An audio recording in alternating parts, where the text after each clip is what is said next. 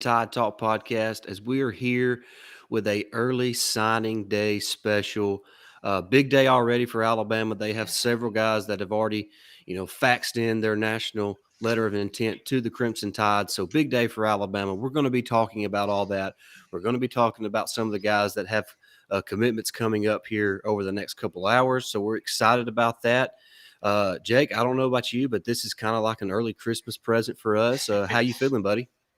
Man, I'm doing great. I took a couple of days off here from work, not because of this, but I had a couple of days left. But it just happened to be that I could take the day off, and we was able to do something. So I'm glad to be here, and I'm excited. Like you said, this is like an early Christmas, especially for Bama fans, because we usually rack up recruits on early signing day. So it's just it's the next guys up, in the future for the guy, for the team. So excited to see them commit and then how they develop at Alabama.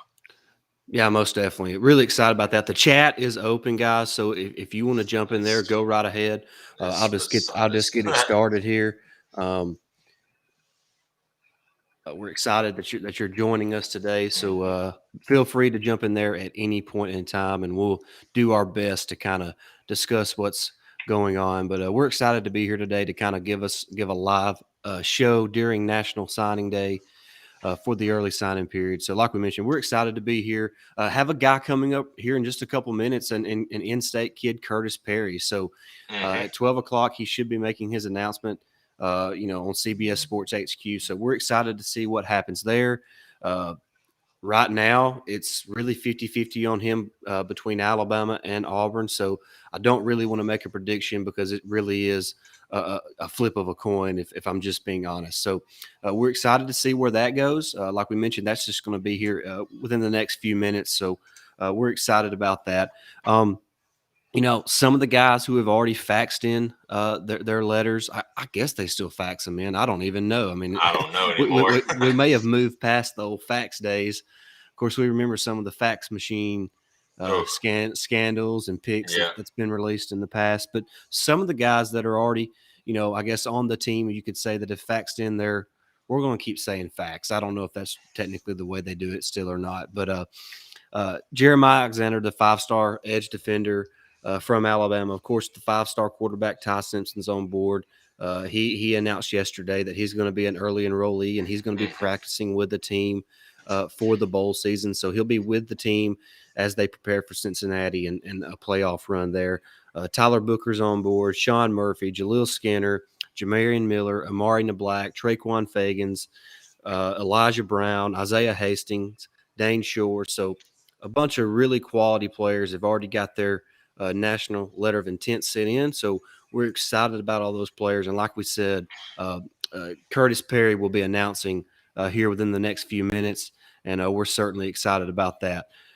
Big day. It really is a big day. It's a life changing decision that these young men are making. So I guess the biggest story of the day has nothing to do with Alabama, but it's the fact that the top ranked player in the country, Yeah. Travis Hunter, flipped his commitment from Florida State to Deion Sanders in Jackson State.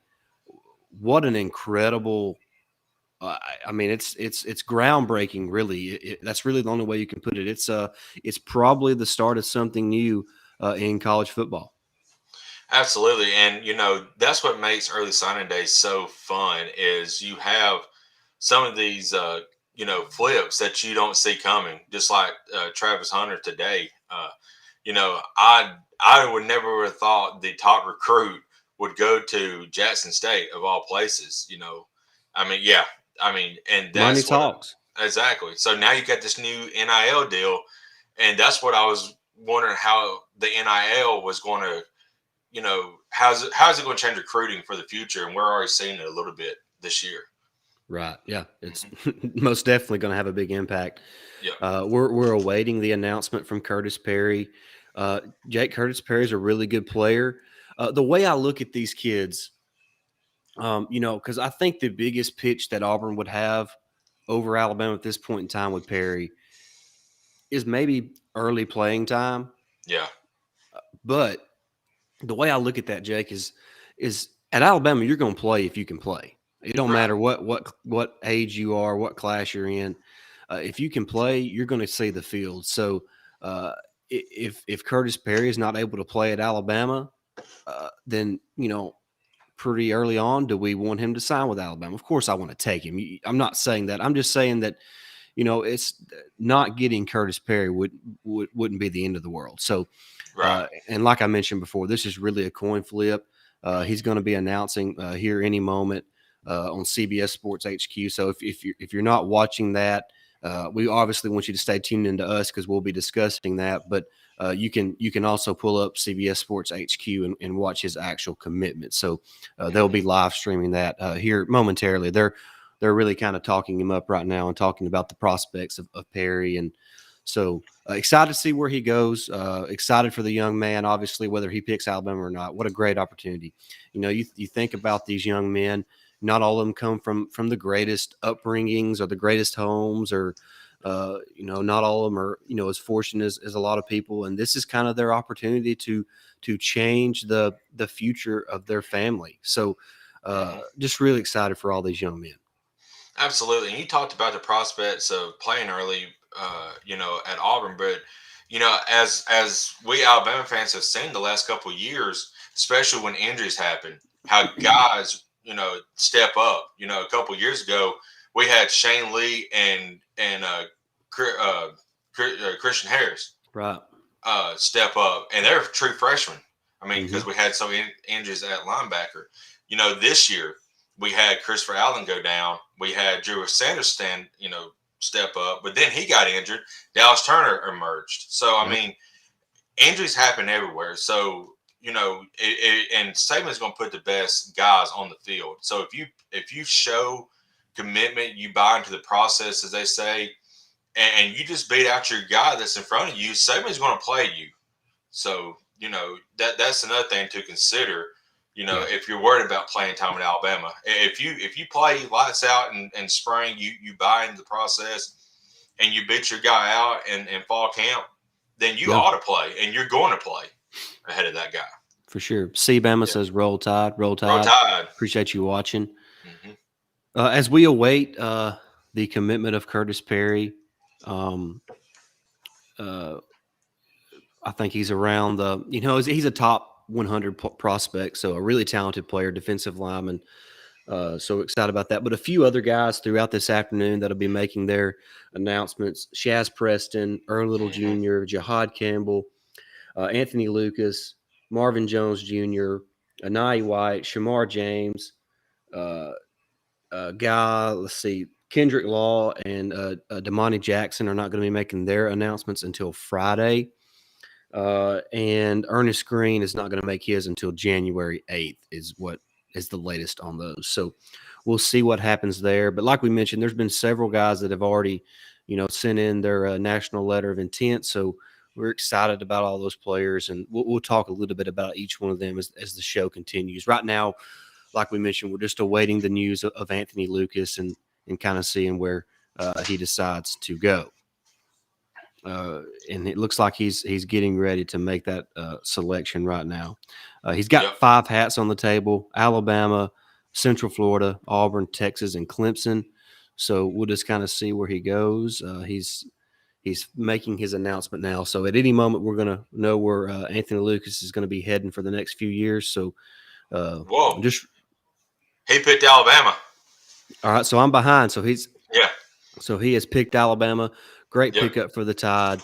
Big time. Really excited to have Curtis Perry on board for this class of 2022. Auburn made a late push, Jake. Hmm. They were really zoned in on him. Tried to get that in-state prospect, but Alabama did enough early to keep or to hold on to Perry, who Alabama thought they were going to be able to get for most of the recruitment. So excited to have Perry on board. Perry is a guy who's really talented. He can make. He's an impact player along the defensive line, in my opinion. He's quick, maybe kind of in the mold of a Quentin Williams, if I'm just being honest, as far as the type of player he is along the defensive line. Yeah, he's a guy that I could see make an immediate impact. We got some guys going to be leaving this year for the draft, so that's going to be defensive line is going to be a position where there's going to be a lot of guys that can step up and have a chance to take over that role, and he could be one of those guys that could come in as a true freshman and play right off the bat. Right, and where the comparisons to Quentin Williams come in is Williams. If a lot of people remember, he was really undersized when he got to Alabama. Hmm. Only weighed about 260 or so, and Perry's in the same boat. He's about 260, 265, but just a very violent player along the defensive line. I mean, he's got strong hands. He plays hard. His motor is always wide open. So, and a lot like Quentin Williams, who's just kind of Hmm. relentless in his effort and will make a lot of plays and really just really heavy handed and really strong at the point of attack. So excited to have Perry. Really good job of the staff being able to close him out and keep him or get him into Tuscaloosa.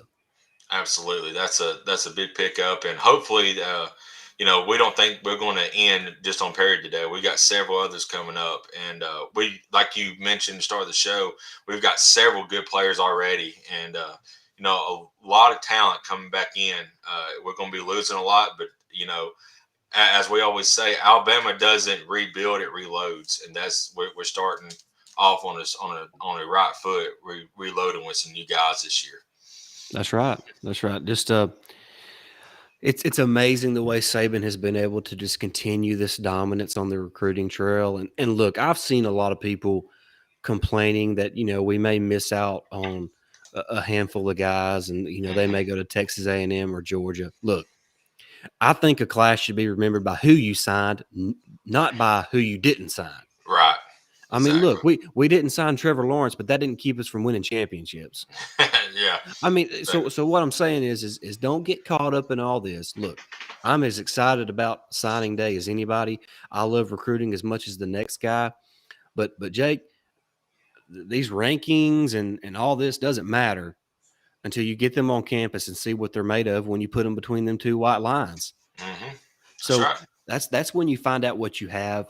The coaching staff does a great job of scouting these players and putting a premium on which players they want to go after the most. So I have all the confidence in the world because of the track record that Nick Saban has in his past 15 years at Alabama of him signing the right kids and then developing those kids into championship football players. So if we finish with the third ranked class in the country, man, I'm not worried in the least.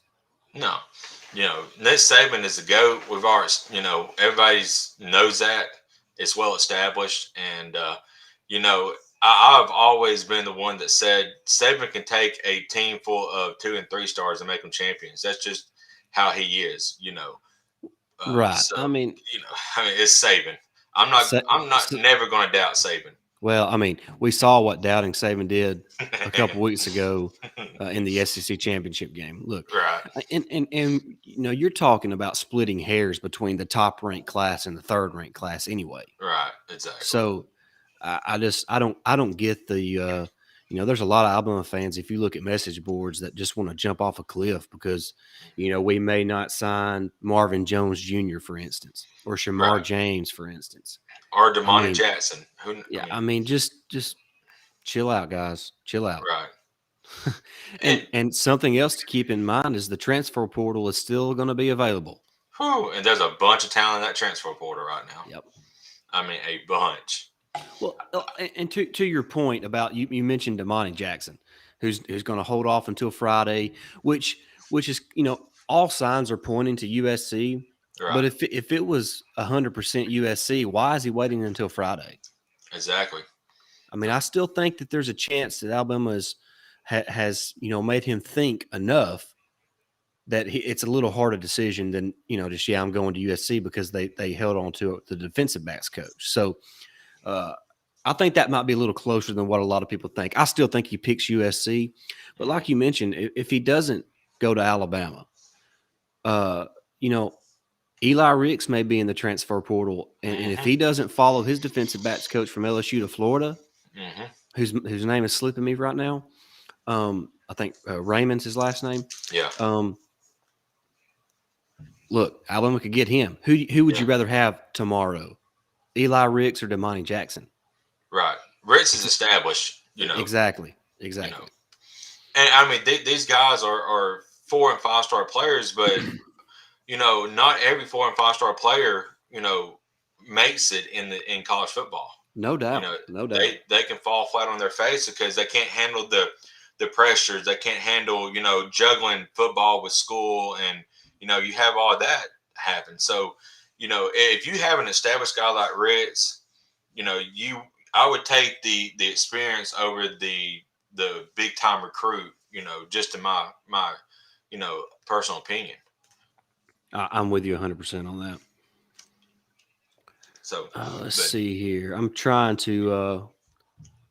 If you're watching, guys, just bear with us. We'll be obviously looking at our phones and other tablets and everything else, trying to make sure we don't miss any updates or any breaking news type situations. So uh, just bear with us on that. But uh, I'm excited about this class. I know, like I mentioned, there's a lot of people on message boards that are just kind of Debbie Downers, I guess, yeah, and are just never satisfied. It's probably the same people who thought the world was coming to an end when Alabama lost to Texas A&M, and they played a little inconsistent throughout the year. It's probably those same fans, but nevertheless, I have all the confidence in the world, like we mentioned in Nick Saban. So uh, absolutely. And I just want to make this point real quick. You may or may not agree with it, but you know, even through our tough times with the mites as we call it, yeah, we may not been having great. We had a couple good guys. That we got as commits, but we were still even under my shield, we still won 10 games one year. it's You know, crazy. it is. And I mean, I don't. Did he have a top 10 class at when he was at Alabama? Not that I recall. Exactly. So I mean, and Saban, he's the name. He's going to get the big time guys. So just calm down. We talked about it before. Alabama's history, their program history can sell itself. Hmm. But having Saban there also helps big time.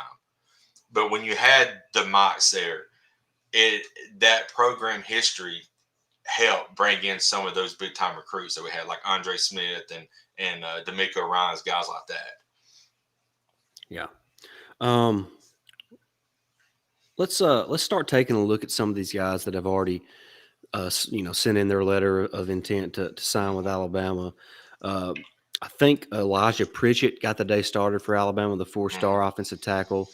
Uh, just looking at Pritchard, Jake, I think his body's not quite yet ready for SEC football. But he's a guy who's maybe when he's a redshirt sophomore or a redshirt freshman, even kind of depending on who's ahead of him and all that, is a guy that I could see playing some tackle for Alabama. I think he is a really good prospect, and all these guys are prospects, but I think a lot of these guys are more projects. If you get Right. where I'm going, like and especially offensive lineman more than any position to me is a projection, not in a project because uh, we've talked about it before. When you're 6'6", 285, and 17 years old, you haven't obviously fully developed yet physically, and Right. so you're still learning how to maneuver uh, with that big of a body. So I think that Pritchett is a project, but I'm really glad to have him on board because I think in 2 or 3 years he could be a really, really good offensive tackle. Absolutely. And I was happy to get Dane Shore as well. He looks like another guy who could, step up and play his redshirt sophomore year as well. So he was a real big pickup. I'm really interested in. Yeah, and Booker is keeping it on the offensive line. Booker is another guy, Mhm. maybe a guy that would maybe start out at guard for Alabama, but may eventually could possibly move to tackle. And a lot of that depends on his development and then the development of other players around him on the roster. In the kind of in the same position. We got to remember we still have J.C. Latham, Oh yeah. the Brockermeyer brothers, and coming back next year, we'll still have Seth McLaughlin at center. Darian Dalcourt's only a junior. Mhm. And Javion Cohen's just a sophomore. So there's still a lot of young players there in the offensive line room. So I'm excited about the guys we have because, they're not guys that are probably going to come in and expect to play right away. So they can develop, get better, get their bodies into better shape, and become really good football players. And like we said, in 2 or 3 years, be solid SEC football offensive linemen. Absolutely.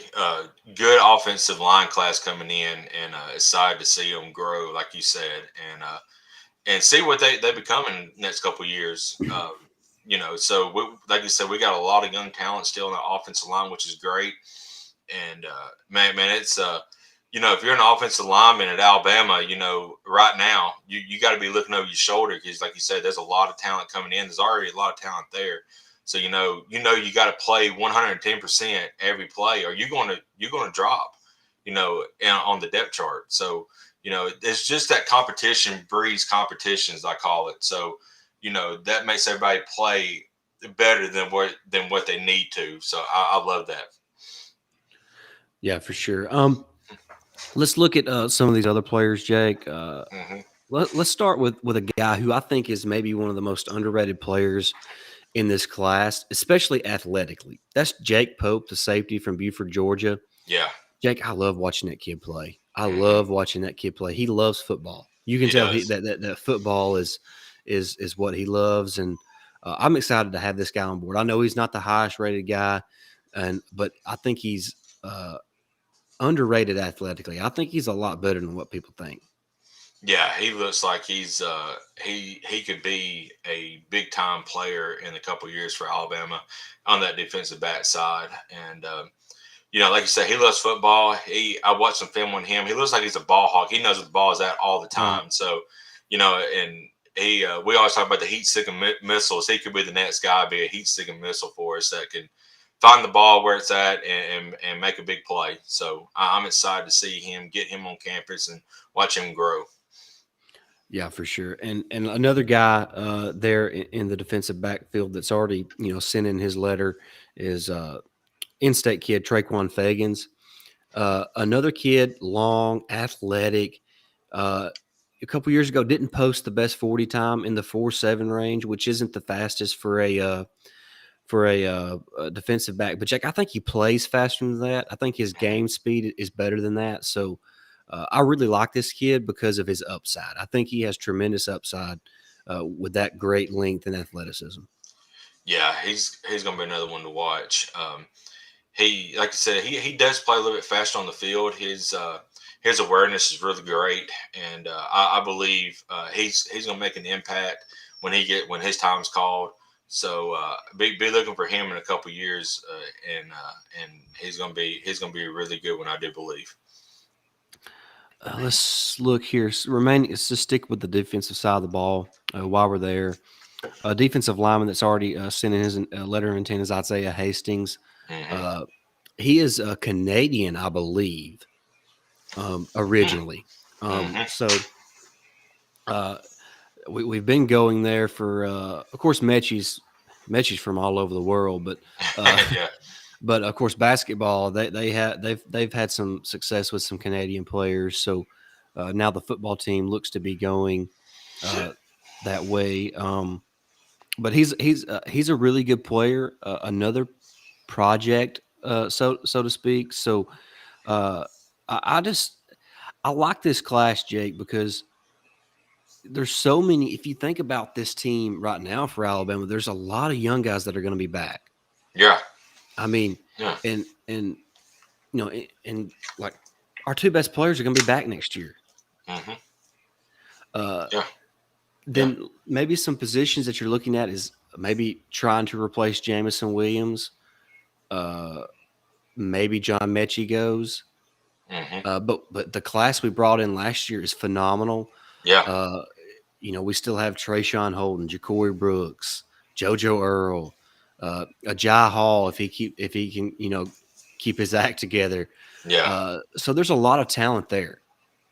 And then you look at this class that they're going to bring in, this group. They're all kind of smaller guys, 5'10", 180, but Hmm. super athletic. My favorite of the bunch is Kobe Prentice, Jake. I think Yeah. he is one of the most electrifying players in this class, and I'm super excited about him. An in-state kid who really shot up the rankings thanks to his great senior season. So he is a guy that I'm excited about. But if you look, like we mentioned, there's a few guys that are going to be back along the offensive line. Bryce Young is back. We have plenty of experience coming back in the backfield, even with losing Brian Robinson. Mm-hmm. Uh, tight end situation is kind of up in the air, but we got three great tight end signees in Elijah Brown, Amari Nablack, and Jaleel Skinner, all fantastic football players. Of course, Robbie Oots is a freshman who was playing some this year up until he got injured, and he will be out for the remainder of the season. But a lot of talent at those positions.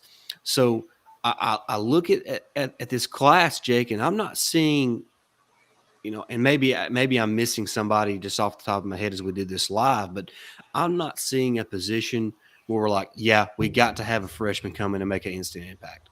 No, I don't say that either. I mean, this is supposedly a down year for Alabama. I mean, because we're so young, Right, and right. and so next year is when we're going to be supposed to be making our push, but we're doing it this year as well with the emergence of Will Anderson and Bryce Young, of course. But there's a lot of young talent at key positions, as you said, and a lot of them stepped up this year. Like JoJo Earl has stepped up before he got injured. Yep. Dallas Turner, Yep. even Drew Sanders. I mean, there's guys. Kool-Aid McKinstry, he stepped up when he got called. So there's a lot of young talent, still on the roster, but there's a lot coming in, and it's great to see. This team, like we said, don't rebuild, it reloads, and there's a lot of players that want to make an immediate impact, and they're gonna get the opportunity. So that's all you got to have is an opportunity. Yeah, let's while we're kind of on this subject about how young the team is and how this was kind of supposed to be a rebuilding year, and Hmm. here we are back in the playoff.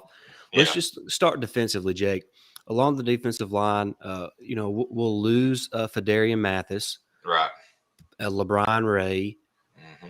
Um, I mean, that's Byron I, Young's a junior, ain't he? Byron Young's a junior, Yeah, Justin her boy was a Boygby's a junior. junior, Hmm. Tim Smith is a sophomore, Jamil Yeah, Burrows is a sophomore. yeah, Um, so there's really one or two guys that are just big time, and Mathis is really the only impact player along the defensive line that we're going to lose. right. Then you look at linebacker, Jake, on the edge. Dallas Turner's back. Yep. Drew Sanders is back. Of course, Will Anderson is back. Chris Braswell is back. Yeah. So Keanu Coate, who's a freshman this year, who hasn't played, who's got a great future, will obviously be back.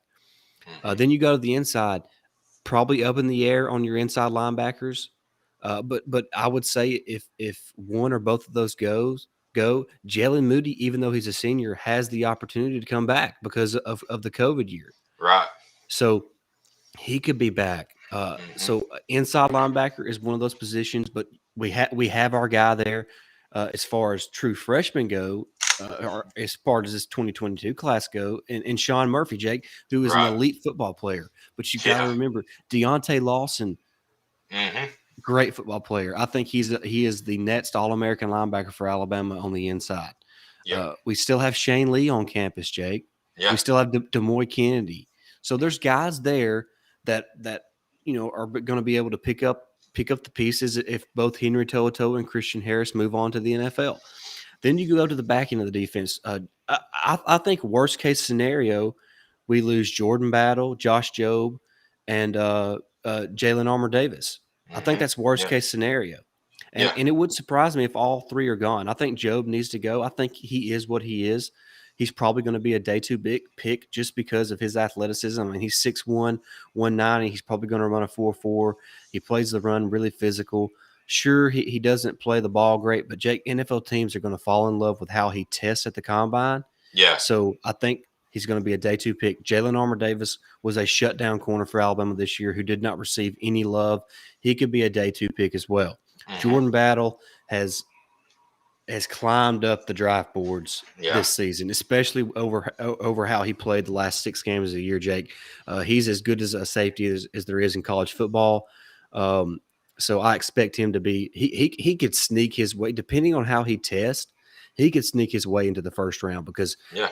I seen a interview with him and Henry To'oTo'o side by side. Jake, he makes Henry To'oTo'o look small, and they list To'oTo'o at 6'2", 225. Yeah. So Yeah. I don't know how big Jordan Battle is. They list him at like 6'1", 210. He looks every bit of 6'2" or 6'3", and Hmm. maybe about 225 because that dude is solid. Depending on what he runs in the 40-yard dash, he could be a day one pick, but he's a day two pick at worst. So I think all three of those guys are gone. And you're Yeah. like, oh, God, what are we going to do? Well, Kool-Aid has played. Yep. Kyrie Jackson's probably going to play this throughout the playoff. Hmm. We still have Malachi Moore in the back end. Uh, Brian Brian Branch. Branch, Hmm. DeMarco Hellens will be back. We have guys like Terry Arnold, who's a true freshman 5-star, who hasn't played much this year simply because we haven't needed him. Hmm. And he's also been working at safety and corner. So he's learning multiple positions for this Alabama defense, but he is an elite talent who I think most Alabama fans are going to be really excited about once he starts to see the field. Is Daniel Ryder Jr. Is he a senior? He's a 12th year senior. Yeah. I was going to say I didn't know if he'd be back, but I mean he has played a lot better here in the last couple of games, so he may be a sixth, seventh round pick. So it seems like our secondary coming in the year is probably we thought would be our strong point. This coming up year, there's still a lot of talent there. It may be the weak point, and not weak, but it's going to be a lot of new faces there. Well, and we talk about this all the time. How and I see that Bama Fanatic has put in the chat, "Roll Tide, Roll roll." Yeah, Tide. roll Tide, buddy. Appreciate you watching. We talk about weak points on the team, and it's not from lack of talent, Right. especially in the back end of the defense. Jack, when the back end of the defense communicates well, Oh man, they are really good, they really are. good. I mean, We've so seen that. yeah, we've seen it off and on all year long. So Hmm. uh, I, I really like the makeup of this team, and uh, I think I think we just got to keep in mind that these are still 17, 18-year-old kids making these decisions. Right. The transfer portal is going to be wide open. Yeah. But you're not going to hear anything from the transfer portal until the signing day is over, Right. because you don't want to. Let's just use Earl Little Jr. for example. I think he's going to be pretty. I think he announces today at 3 o'clock. I'm pretty confident it's going to be Alabama, but Yeah. you don't want to say Eli Ricks announces today on Twitter that he's going to come to Alabama. That that's going to make our little junior think, God, when am I going to get to play? They Yeah. already got Kool-Aid, Kyrie, Taron Arnold. When Hmm. am I going to get to play? Now they're adding Eli Ricks. That's going to be a starter. When am I going to get to play? So you don't want to make those type of announcements until after signing day. Right. If you think about it, common sense wise. And I seen a lot of people on Twitter talking about the coaches who are going after these guys. And there was one rumor that I forgot who it was that told Rich, we're not interested in you. But like you just said, I mean, we're interested in him, but you don't tell make him commit to Alabama until after Sunday, like you said. So you might be able to grab like Earl Little Jr. and maybe guys like that. You don't want to push them away. So after, like you said, after signing day, you'll see the transfer portal start getting picked up and picked out of a little bit Yeah. more than what it is here lately. I know half of Oklahoma's team's still in there. I think so. There's a lot of talent on the Oklahoma side that is gone. So there's still a lot of talent in that transfer portal. Yeah. Just looking at some of these announcements coming up today, I think some of the ones that Alabama fans will be most excited about is Shaz Preston, Hmm. Earl Little Jr., Jihad Campbell is a guy to watch. Um, Shamar James, he's an in-state kid, announces at 5 today, but I'll just be honest with you, it feels like Georgia right now. Yeah, So just kind of wait and see on that. I mean, it ain't over until that ink's dry. So that's right. And we have seen in the past where they do these national events and the national letter of intent never gets sent in, and a week later they change their commitment and sign a letter of intent to a different school. So yep, I mean anything can happen. I mean you may have somebody commit to a team, and then a week later they say no, I never sent my letter of intent in and signed to a different school. this, like I said, this is what makes National Signing Day so fun. Yeah, and then there's another signing day in February, so Right, there's plenty of time for if they don't send in that letter of intent, there's plenty of time to sway a recruit. So right. just keep that in mind today as well. And I want to get your opinion because you'll know more about it, and I want to learn more about it and get your thoughts on it. But if you look at 247 or Rivals or whatever, you have Alabama is like 2-3, just depending on which website you look at. But the commitment average, I guess they call it, Alabama's Mhm. leading that, I think, by at least 2 points. It may jumped up a little bit since we got Perry. But my question is, if the overall commitment is higher, then why isn't Alabama at that top spot? How do they go about ranking that and the averages? What does that mean Well, I per se? think each of those publications do it a little bit differently. Yeah. But there's a total, obviously a total ranking thing that like the two force. What I like to look at, and On Three is doing this as well. It's like a composite rankings of all the different services, recruiting services, Okay. and so that's what I like to look at because it kind of gives you the best average. But there's also a total points that gets added up for so like you mentioned, like right now Alabama's average rating is 0.9494, which Hmm. is extremely high. Last year, which was the top class, finished at 9499. So they're right there on par with the average from last year. So Hmm. uh, just looking at some of these guys that have I got to watch today. We talked about off the air, Jaheim Otis, the Yeah. the massive, massive Dude. defensive line prospect from Mississippi. 6'4", 6'5", 360 to 380, depending on God. what time of day it is. Uh, Wow. but a really athletically gifted player, Jake. I hope Alabama can hold on to him. Ole Yeah. Miss is making a massive, massive late push, so going to be anxious to see how that plays out here. And I saw talking about Otis.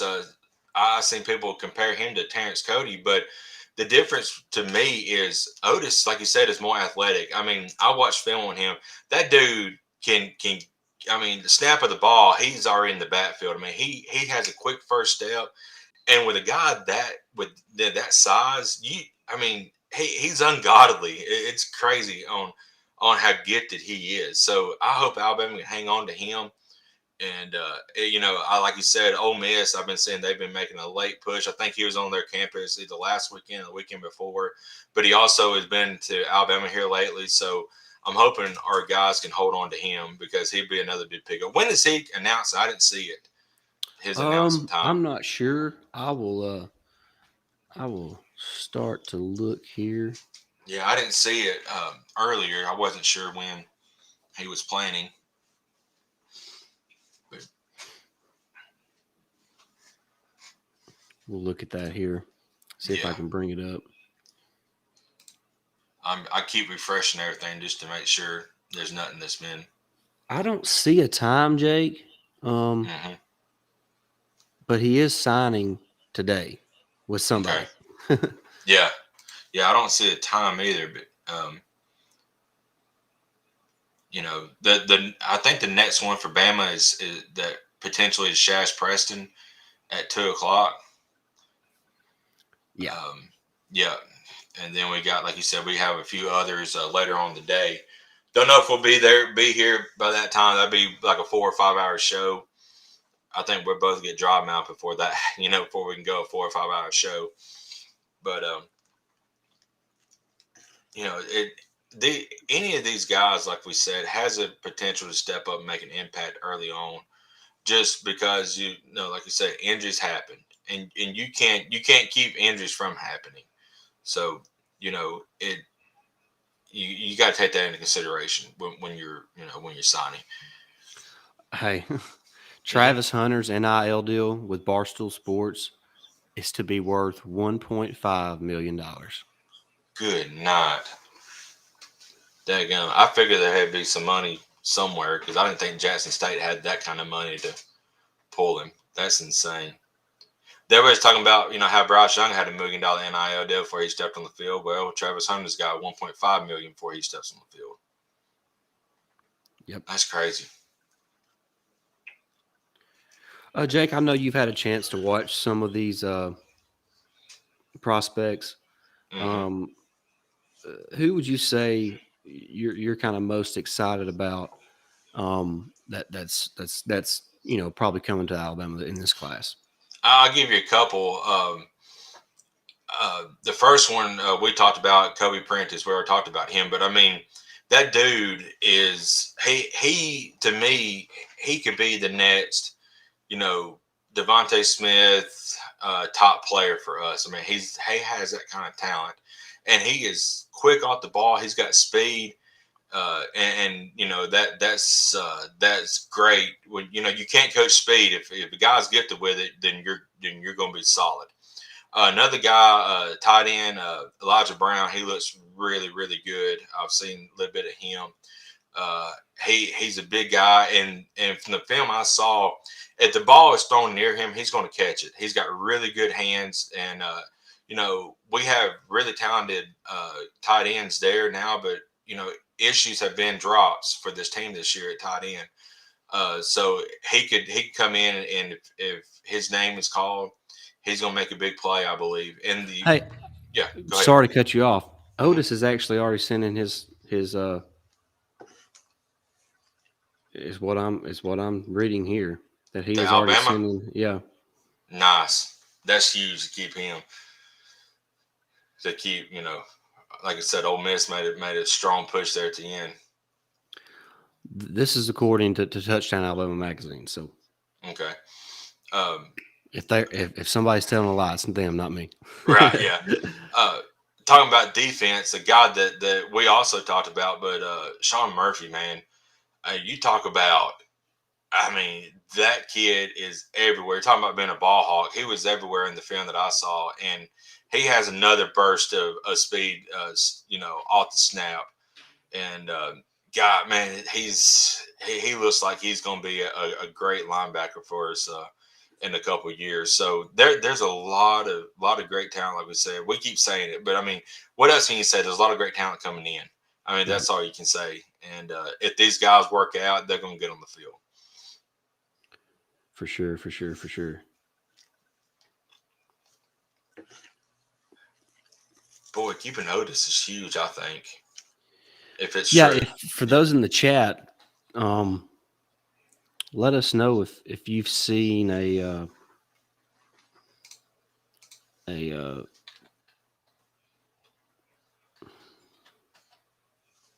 Let's hmm. see.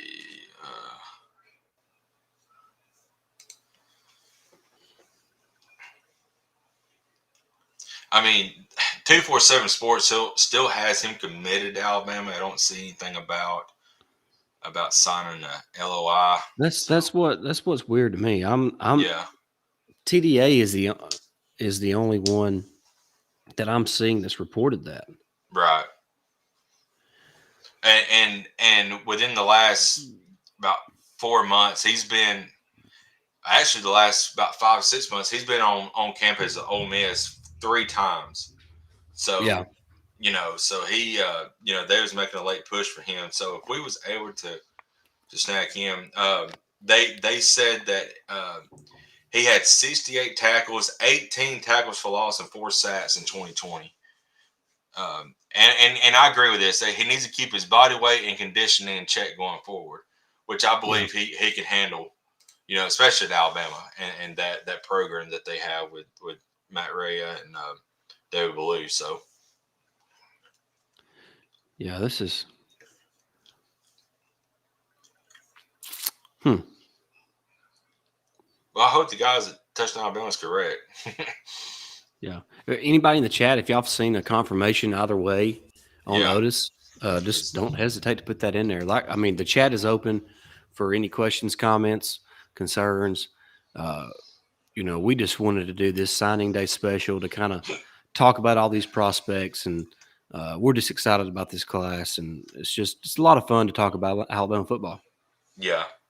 And it says, I see where you saw that at. It said that he signed it last night, or Yeah, that's Yeah, or I'm yeah, no. Well, it says Wednesday. It signed four. on It said Tuesday. 4 hours ago is what it said to Yeah, me. But but I figured that would have been, that would have been breaking news. I mean, what was he? Is a 4 or 5 star he's guy? a 4 star. Yeah. Yeah. So I don't know. I don't know. That's just kind of weird that it went under the radar. It hasn't been announced by Alabama yet, but No. I don't know how many they've received. So, Right. Let me get on Twitter and check. well, I just looked at there. He hasn't been announced there yet, Okay. but they Okay. but they haven't announced all of them. Okay. Yeah, there's so many coming in that it's kind of hard to get them all at one time.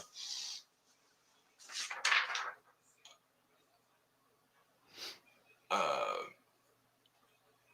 and we want to make a comment. A guy who was committed to us, I believe, has decommitted and has committed flipped to Auburn. That's Robert Woodyard. Is that correct, Stacey? Yeah, yeah. Robert Yeah. Woodyard. That was no surprise. Hmm. Alabama staff kind of slowed down on his recruiting process. He was injured this past season, so Alabama kind of slowed down. I think they felt good with who they had in Sean Murphy, and maybe working on a couple other guys, or are excited about the players they already have on campus, like we mentioned earlier, Deontay Lawson, N. Jackson, Demoy Kennedy. So I think the staff kind of held the reins a little bit on him, and he flipped to Auburn, which was no surprise. Yeah, I'm okay with that. I mean, like I said, we got Sean Murphy coming in. We're loaded there at linebacker anyway. And we may have set our sights on a few other different guys, especially with Woodyard having it looks like he's got some kind of injury bug.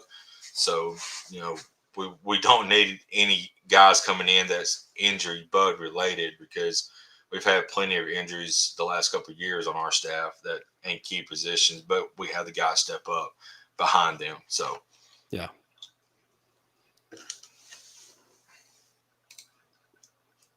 um, just a notable name coming up here at one. I don't think it's any ties related to Alabama.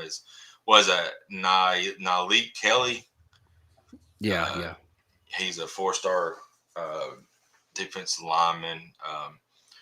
Derek Moore is coming up, and then at 2, like we said, we have Shaz Preston, who would probably be the next Alabama guy to go. Yeah, and we're going to do our best to hold on until that announcement. Yeah, That'd put us going live for about 2 hours. I'm not sure how much longer I could go past that. I haven't even had lunch yet. yeah, I hadn't either. So um, yeah, I was us fat thinking. boys got to eat too.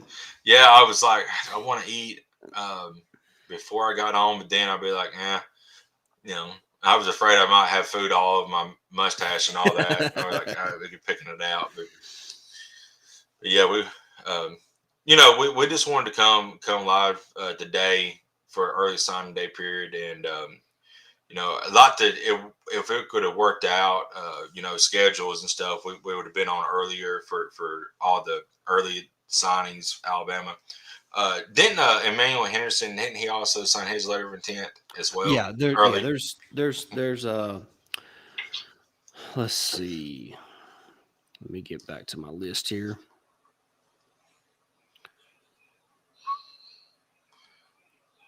And while you're pulling that up, you're talking about next year's squad, talking about the running back room. I mean, we have Roydell and McClellan coming back. Trey Sanders will be back, and Kamar Wheaton hadn't even seen the field because his injury.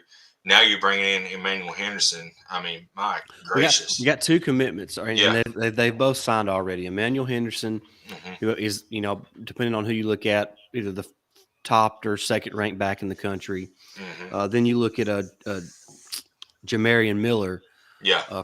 from Texas, I believe. He's maybe the 5th, 6th, or 7th ranked back in the country. So 2 solid guys there. And then another guy, like I mentioned, from the transfer portal, Jahmyr Gibbs from Georgia Tech, who was Yes. a second team all AP All-American as an all-purpose player. I want to say he had around 700 yards rushing for Georgia Tech this past season, and around 500 yards receiving. So a guy that can play, in space and make plays in different ways. He's a guy who I'm being told will transfer to Alabama. Yeah, that would be a big pickup. Do you foresee any of these guys making a position change since they're so loaded at several different positions? Not really, because Hmm. now I'll say this: Emmanuel Henderson, he's got that athleticism and that frame to be like a safety or defensive back. Hmm. So that could be an option, but he's also a playmaker with the ball in his hands. So Right. I think just kind of wait and see there. But I mean, we've seen what a lack of depth at running back can mean for your team just this season. I mean, you never Oh know how yeah, many guys you're going to have injured. So yeah, I don't foresee it. Maybe Henderson gets that opportunity. We'll just kind of have to wait and see. yeah. Alabama has been riddled with injury at the running back position. So even before the season started with Wheaton, so you know, Yeah. we would have probably seen him this year, with the injuries. But looking forward to next year, do you think Trey Sanders will probably be the number one back, or you think McClellan or Roydell will be? I think all three will probably see a lot of action, and then one of the other guys may step up as well to see some. It's really tough to say, Jake, I know. because they all kind of bring something a little different to the table. Hmm. But uh, and the truth is, we've yet to see Trey Sanders Yeah. at 100%. So I'm anxious to see that. I think this time off between the ACC championship game and the playoff is going to be huge for Trey Sanders. So I think in the Hmm. playoff we could see him be a different top player than what we've seen this season. He's been really solid all year long, but I think he could be a difference maker for this team in the playoffs. Yeah, he's been playing about 80, 85%, Yeah. healthy, it seems like. And not only for him, but, Brian Robinson Jr., he's been getting the load this year, and he's been kind of banged up. But he's still pushing through it. So this time off is letting a lot of guys heal up that's been banged up. There were some rumors about Malachi Moore being banged up a little bit. So maybe we might see him come in the playoff. Who knows? But he's been kind of missing in action here past couple of games.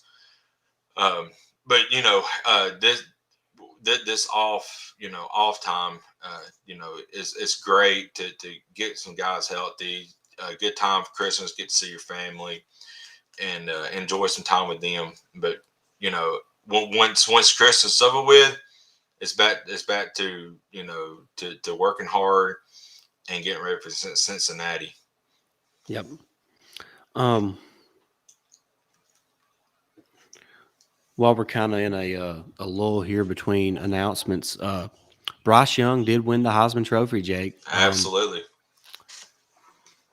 What an amazing accomplishment! I mean, just crazy.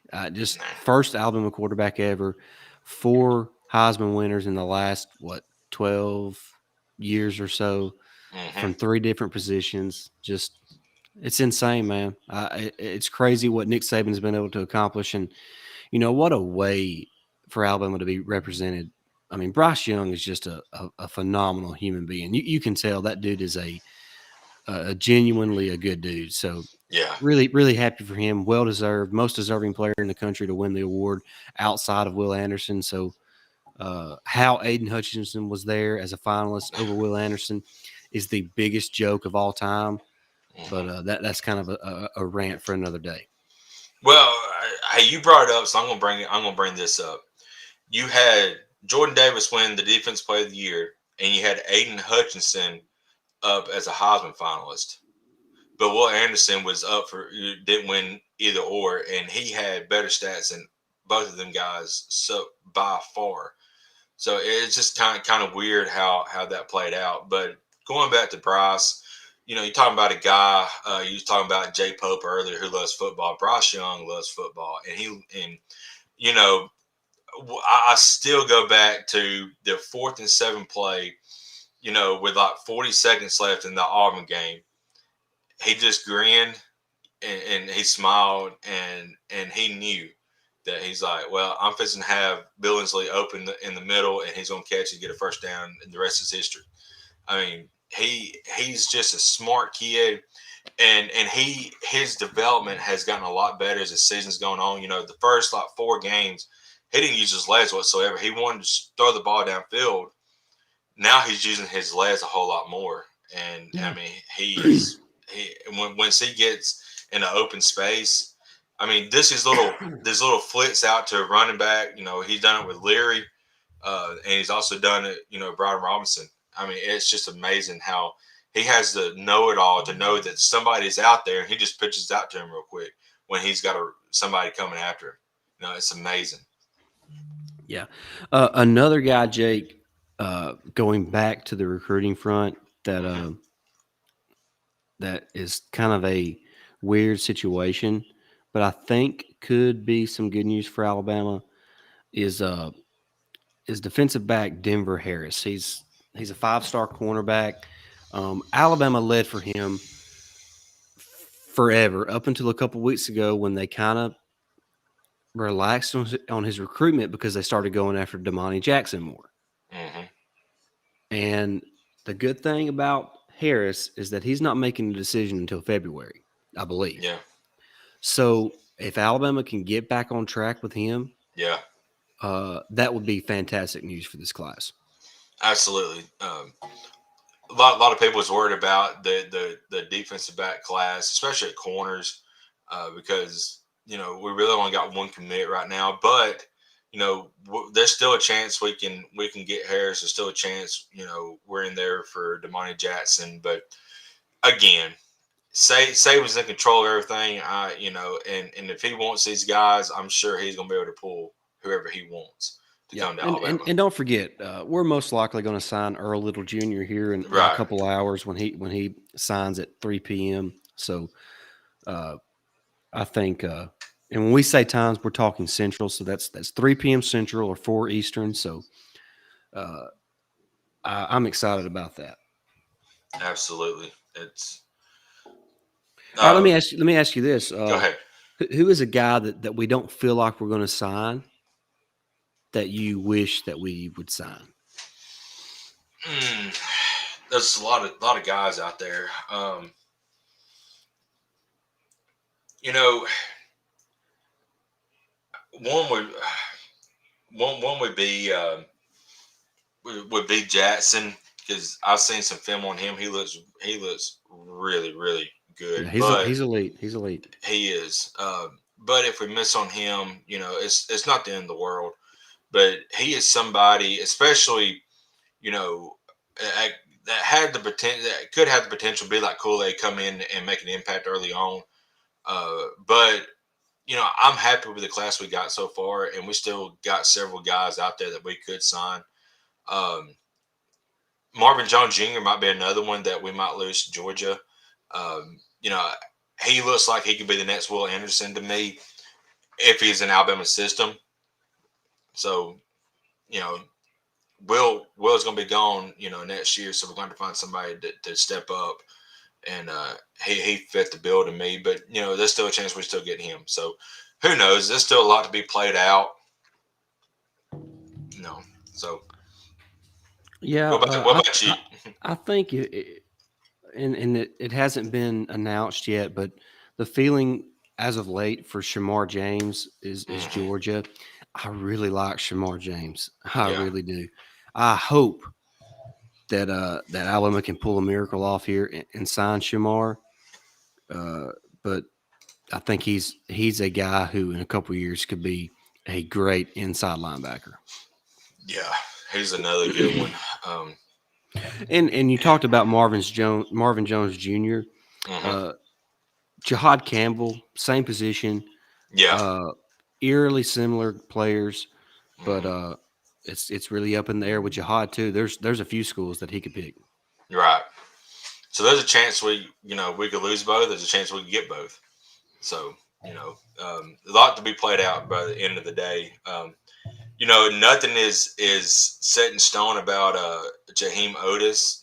There's that one article saying that he has signed his letter of intent, but if something does happen and that comes out not to be true, and he does commit to Ole Miss, that's another guy I'd hate to lose because I mean that kid he's gonna be tough to block if he ain't on your team in the next 4 years. You ain't kidding. I mean,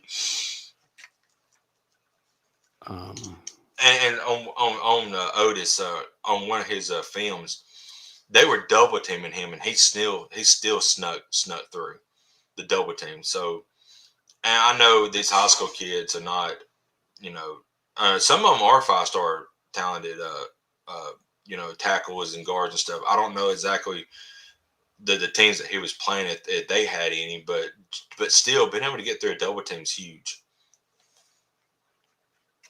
Yep.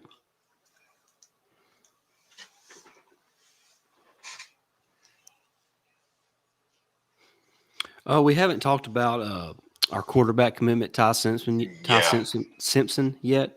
Um, what I like most about him, Jake, is he's a football guy. I mean, he's kind of yeah, like Mac Jones in that aspect of his game. You know, his dad's a college coach, so he's been around football his whole life. He understands the game of football.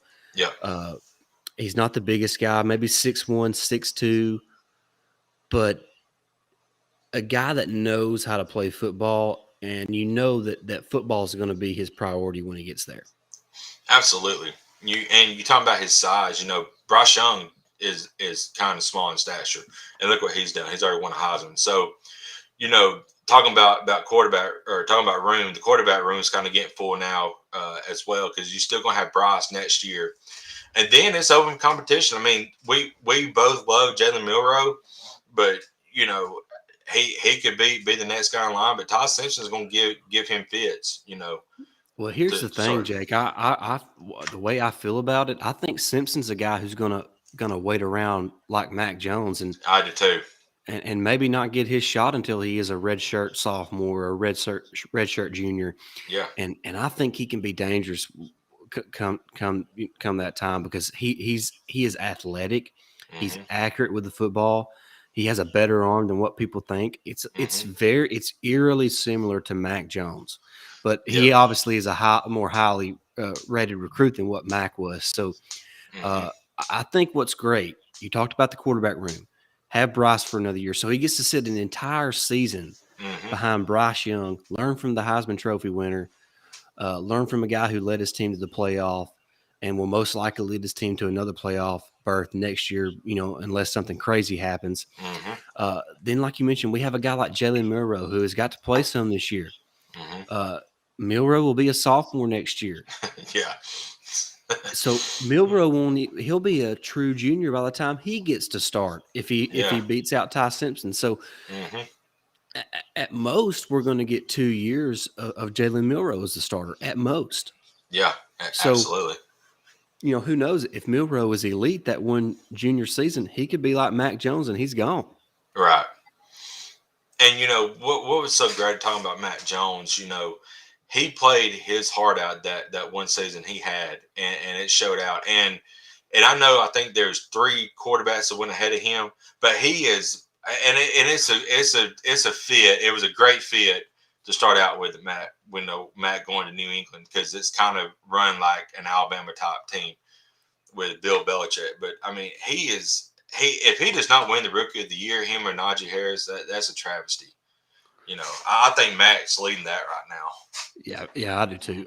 I mean, Man, I'm going to say this about Mac, and we talked about it, I believe, leading up to the draft, Jake. But there's one thing that Mac had over every one of those other prospects, even Trevor Lawrence. He is deadly accurate with the football, Jake, and that is yeah, something you cannot coach. no, That's something that you really can't improve anybody on. You nope, are either accurate or not. right, He is the most consistently accurate quarterback in that class.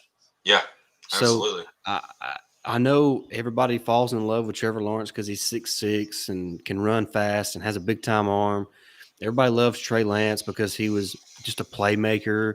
hmm Everybody loved Justin Fields because he's a big guy who can throw the football, who's athletic. But Jake, what's the most important thing a quarterback can do? throw the ball accurately.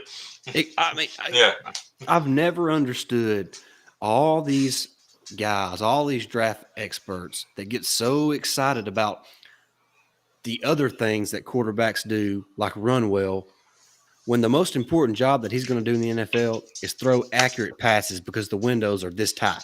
right, So there was not a better accurate, a more accurate thrower in last year's class than Mac Jones. Absolutely, and he was deadly accurate with his deep ball. His short pass was is very accurate as well. And and talking about accuracy, I'm gonna go back to Bryce Young. His accuracy has gotten a lot better deep ball wise as the years gone on too. He was kind of missing some guys pretty bad beginning of the year, but now he's got it honed in, and he's going to be a what's fun, and we talked about this before, but Alabama could have the number one pick and the number two pick in next Yeah, year's draft. yeah, I mean, and either one of them can go either or. I mean, you could pick Matt first and pick Williamson first. That's just yeah, my personal opinion. yeah. Well, we keep saying next year's draft. It's Well, really the draft in 2023, right, yeah, not 2022. right. But I think people watching understand what you're saying. Hmm. Uh, well, we're less than an hour away from Yeah, Shaz Preston's decision, the great wide receiver prospect from Louisiana. So excited to see how that plays out. Um, a lot to talk about still here on our signing day special. So make sure that you are still tuning in. Um, we're going to be live up until Shaz officially announces where he's going to be playing college football. So make sure you are tuned in for that. Um, real yeah, quick, if you're not subscribed to our channel already, hit the subscribe button. Uh, hit the notification bell. Give us a thumbs up. Jump in the chat. It is open. We'll be more than happy to talk with you there and interact with you there. So make sure you do jump in the chat. So, but real quick, Jake and myself, we're going to take a quick timeout, uh, bathroom break time. We've been yeah, going for over an hour. We're going yeah. to take a quick break. Don't go anywhere. We'll be right back.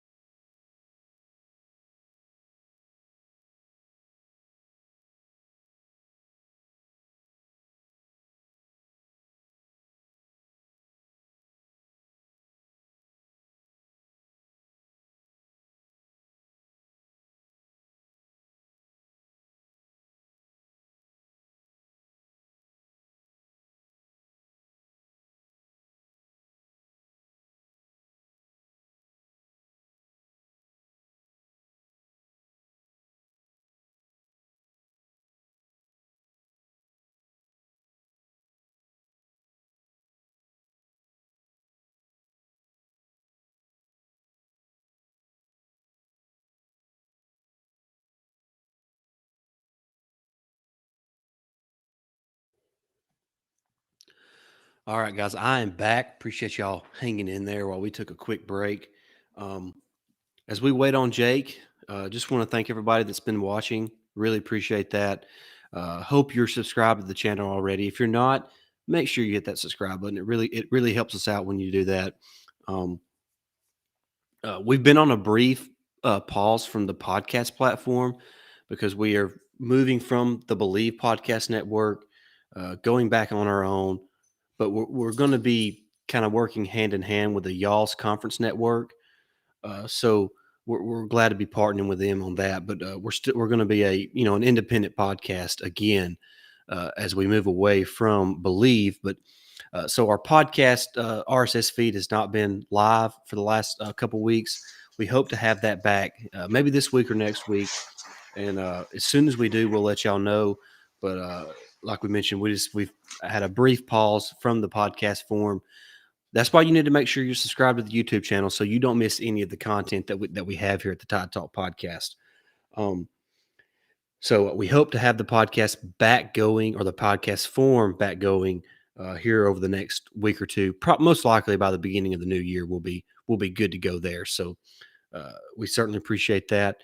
Um, and like I mentioned, if you haven't already, make sure you do hit that subscribe button on YouTube. Jump in the comment section. The chat is open right now as far as the live chat. So jump in there if you're watching. Let us know your thoughts on this class, who you're excited about, who you wish we could sign but haven't signed.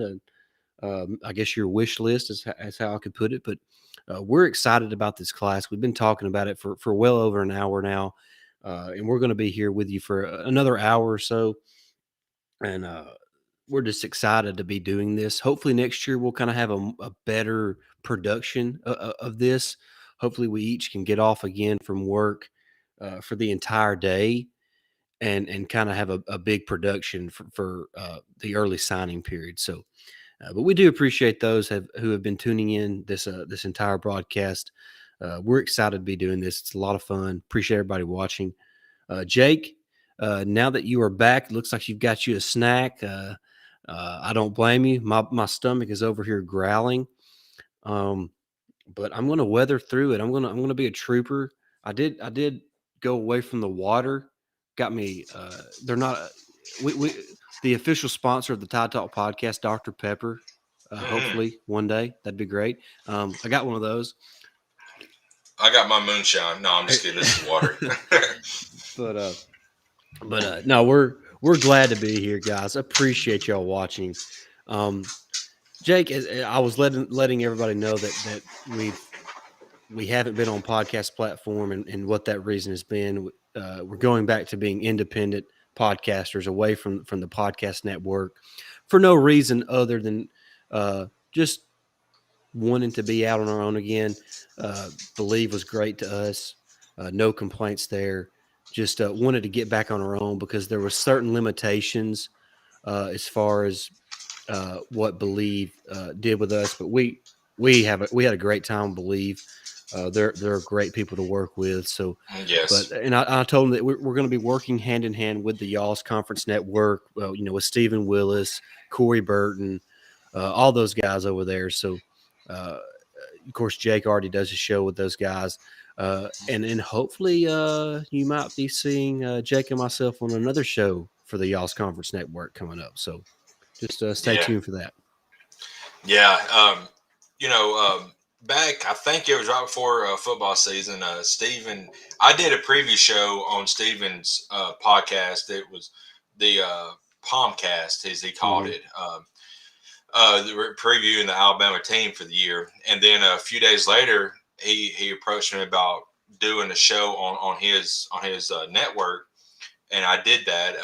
And then I got in on the SEC After Dark, which he produces with Corey and Jeb, and then I got added into that lineup.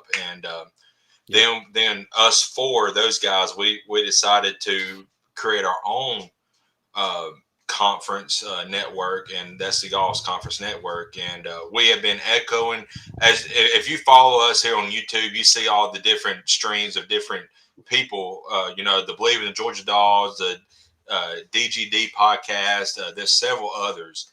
Of course, SEC at the Dark, it's always on there as well. And that's what we're doing in that network. We're all echoing each other, and it's helped driving new people to all these platforms and all these other podcasts, and it's great. So we're Right. excited to be a part of it. We're going to be starting that in the new year, and just a good time for not only us at the Y'all's Conference, but Tide Talk as well, man.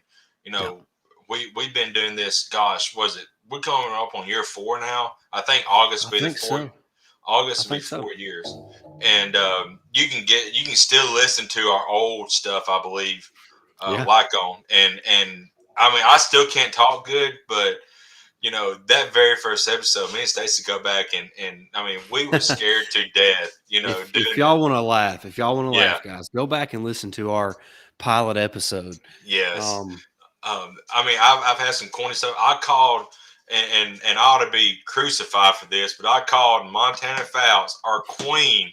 I hiccuped up and called her Hannah Montana accidentally, and I about got crucified. But and I well deserved it. But I don't know why Hannah Montana was on my mind. I've not watched that show since I was like 10, so and I'm 30 now, so I don't know what the crap happened. But it just a Floridian slip as they call it, and but two country boys doing this, I never yeah. thought it would be as Well, big as we are, and it's great. We're happy to be here. yeah. This has really exceeded both of our expectations when we first started this. We and we still do it for this reason. But the reason we started it was just because we love talking about Alabama football, and Hmm. that's still the main reason. But a reason that we've continued to do it is because of the success of the show.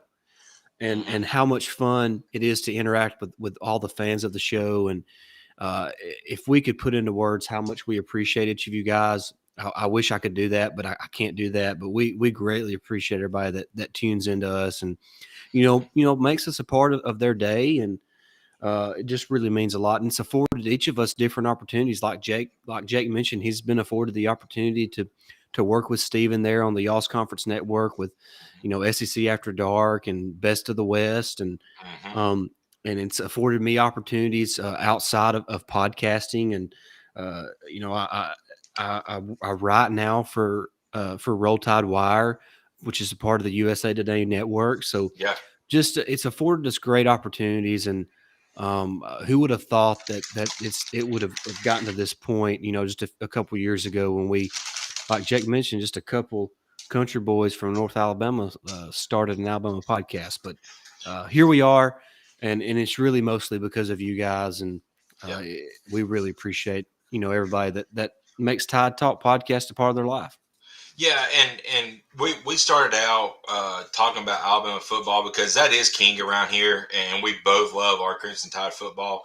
But we also talk about the other sports as well. I mean, we talk about the basketball team and their success under Nate Oates. I know they kind of struggled last night, but I kind of seen that forthcoming just because. But I mean, we had a 3 game stretch there where we play Gonzaga and Houston, two top four or Final Four participants, and Yeah, Alabama beat both of them. So I mean, if you're upset about this Memphis loss, don't be, because the team's fine. yeah, And Nate Oates is a great coach, and he's gonna get them on the right track leading up into the SEC play. Really excited about that. We're gonna have a lot of episodes coming up about that. But like I said, football is king around here, and that's what we mainly talk about. But we touch on the baseball team. Brad Bohanna's done an amazing job with that group. Patrick Murphy still leading the softball team, and they're always, in the College World Series, it seems like, or fighting for it. So, we always say it's a great time to be a Bama fan, and it's true. But we love talking about all Alabama sports. So, and that's what drives us. I don't know if we could have started a podcast back in the mock years, because I don't know, I'd have been miserable, and I don't know, it wouldn't be that much fun to talk about. But Was there even such thing as podcast then? I probably not. I mean, I guess we're showing our age a little bit, but Yeah. yeah, we got into a good network now. Leave was an amazing. They're great as well, but we felt like just because I was already a part of it, and the Yeah. trends and they're on the up and up. Y'all's conference is, so it was a good time to jump on board. And those guys, Steven, Corey, all the guys over there have been responded well to it. So we're very excited about it. Yeah, they're great dudes. Hmm. Corey loves Uh, his Bulldogs, and Steven loves his Ole Miss. Well, they're not Rebels anymore; the Land Sharks.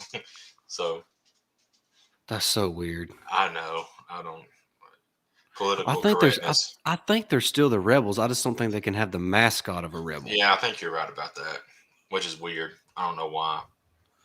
Anyway, Yeah, we could talk all day about that. yeah. Hey, guys, if you're watching now, we still show to have several people watching. Thank First you. of all, uh, my dog is apparently it's potty break time for him, so I'm going to let him out and let Jake take over for just a few minutes while I do that, and he'll guide the show for the next couple minutes. Oh boy. um, Appreciate all you guys joining us. We're really excited to be doing this today. But yeah, so far Alabama's got a lot of good recruits committed and have signed their letter of intent. Hearing about roughly about 40 minutes or so, 40, 45. Shaz Preston been the next guy up. We really feel like he's going to sign with Alabama.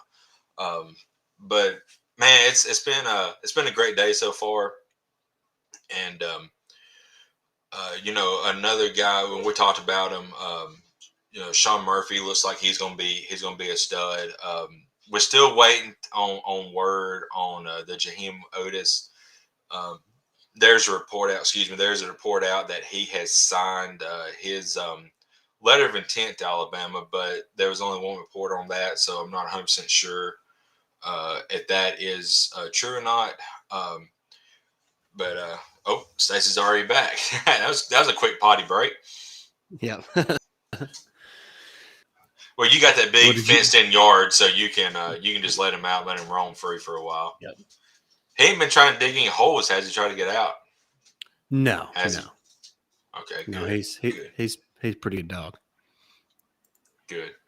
I got mine in here with me now. She's just looking up at me like, because she was actually napping when I come in here, so she's probably upset that I woke her up. Now she's wanting me to go back in there.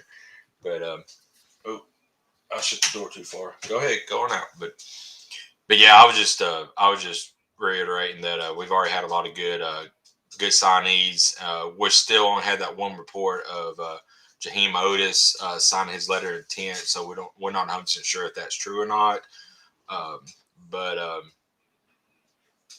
that's pretty much what all I've been saying. I've not seen anything on besides that one article about Otis, so I'm not 100% sure what the deal is on that.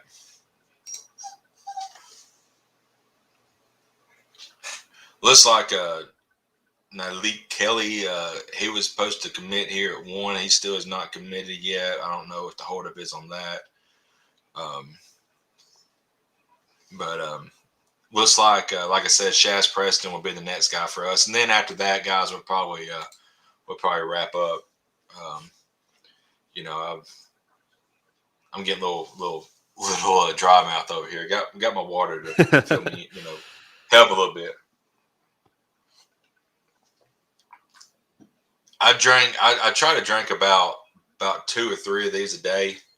It's a 30 ounce. So, at night, I don't get no sleep anymore because I'm up all night. So, but water's really good. I pretty much changed my diet in a little bit. All I do is drink water now and drink black coffee. So, and I may drink a glass or two of half and half tea at lunch, and that's it. I'm water the rest of the time. So,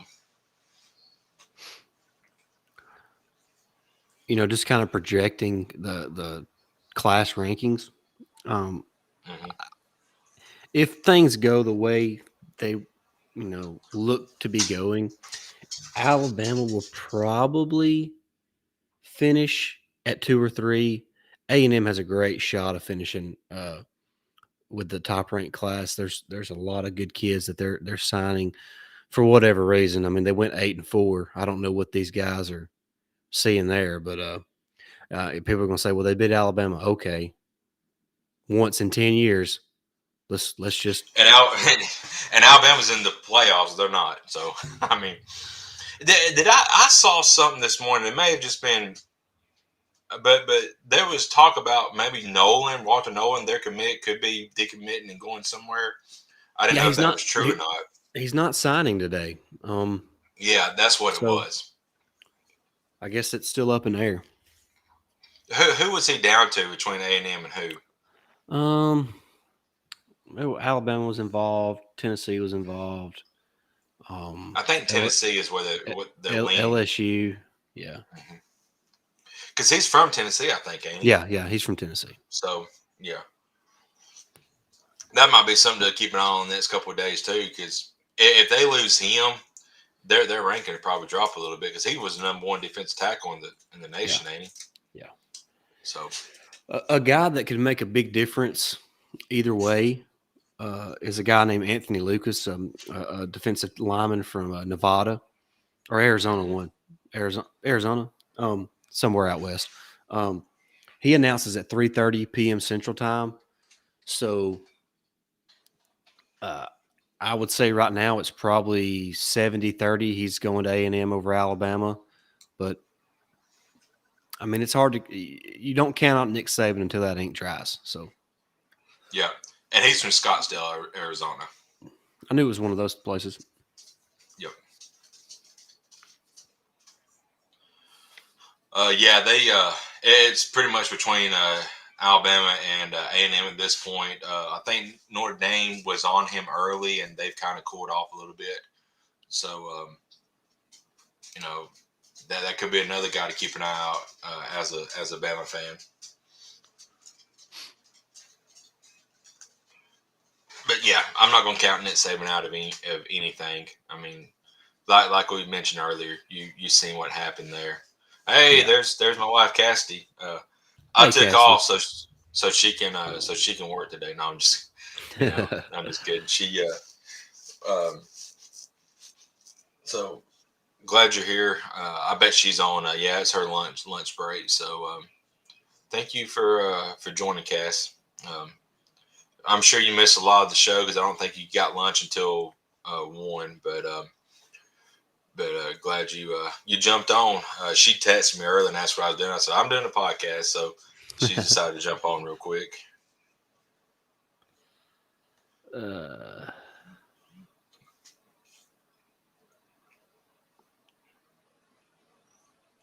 I don't. I'm trying to. I keep getting notifications galore, but nothing major, Same here. nothing new. Um,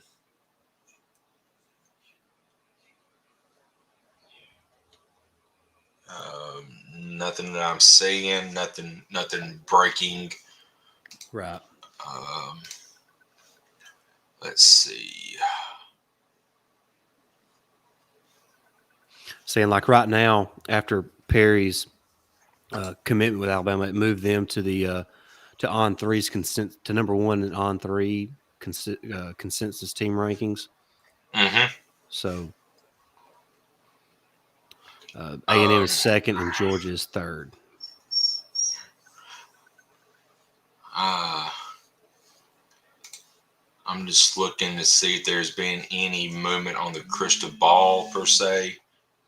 Um, give I got a guy from work calling me. That's Give me fine. five. That's fine. I'll be right back. I'll be right back. That's fine. All right. As Jake steps away for a few moments for his real job duties, once again, just want to thank everybody for tuning in. We're really just hanging on to wait until around 2 o'clock for Shaz Preston to make his announcement. The really talented a receiver prospect from Louisiana. So we're hanging on for that. Hopefully, Nick Saban can finish the job there. I feel really good about this guy, but you can never tell with a Louisiana prospect. So we'll see if Alabama can pull him in at 2 o'clock Central Time, 3 Eastern. So that's what we're hanging out for. Like we mentioned, the chat is open for anything that you would like to talk about. Cassidy says, "I hate we got beat last night in basketball. Yeah, tough night last night, real tough." But we talked about that a little bit. And the fact that, the team was coming off the big wins against Gonzaga and Houston. They looked a little tired. They were a little out of sync. Memphis is a really talented team. They have, a talented roster as anybody else in the country.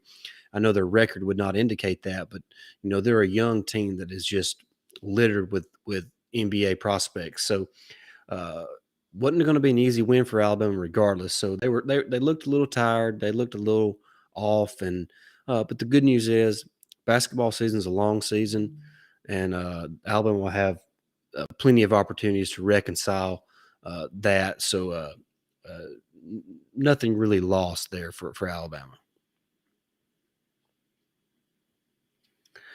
Y'all, All right. Jake has made it back And sorry.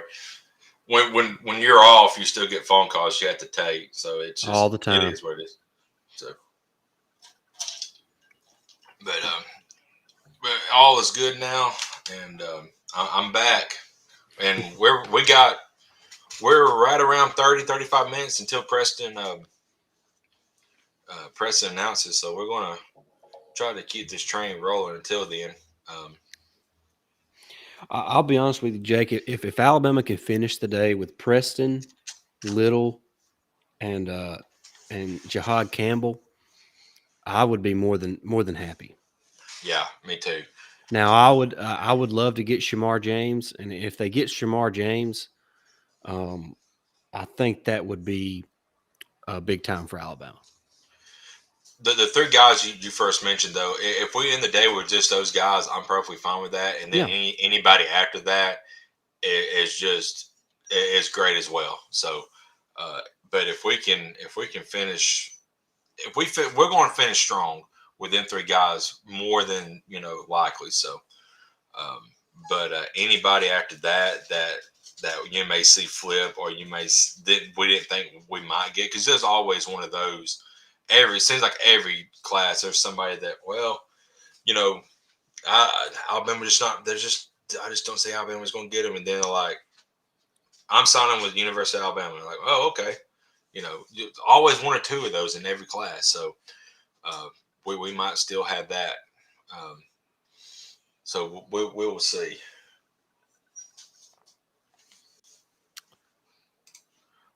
Let's see. Sorry, that's my dog. no, that's no worries, no worries. I think she wants some more food. Come here.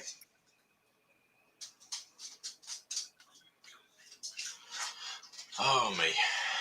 Um, I Yeah, I'm not seeing. I was looking at the crystal ball target projections. I don't see anything moving per se Right.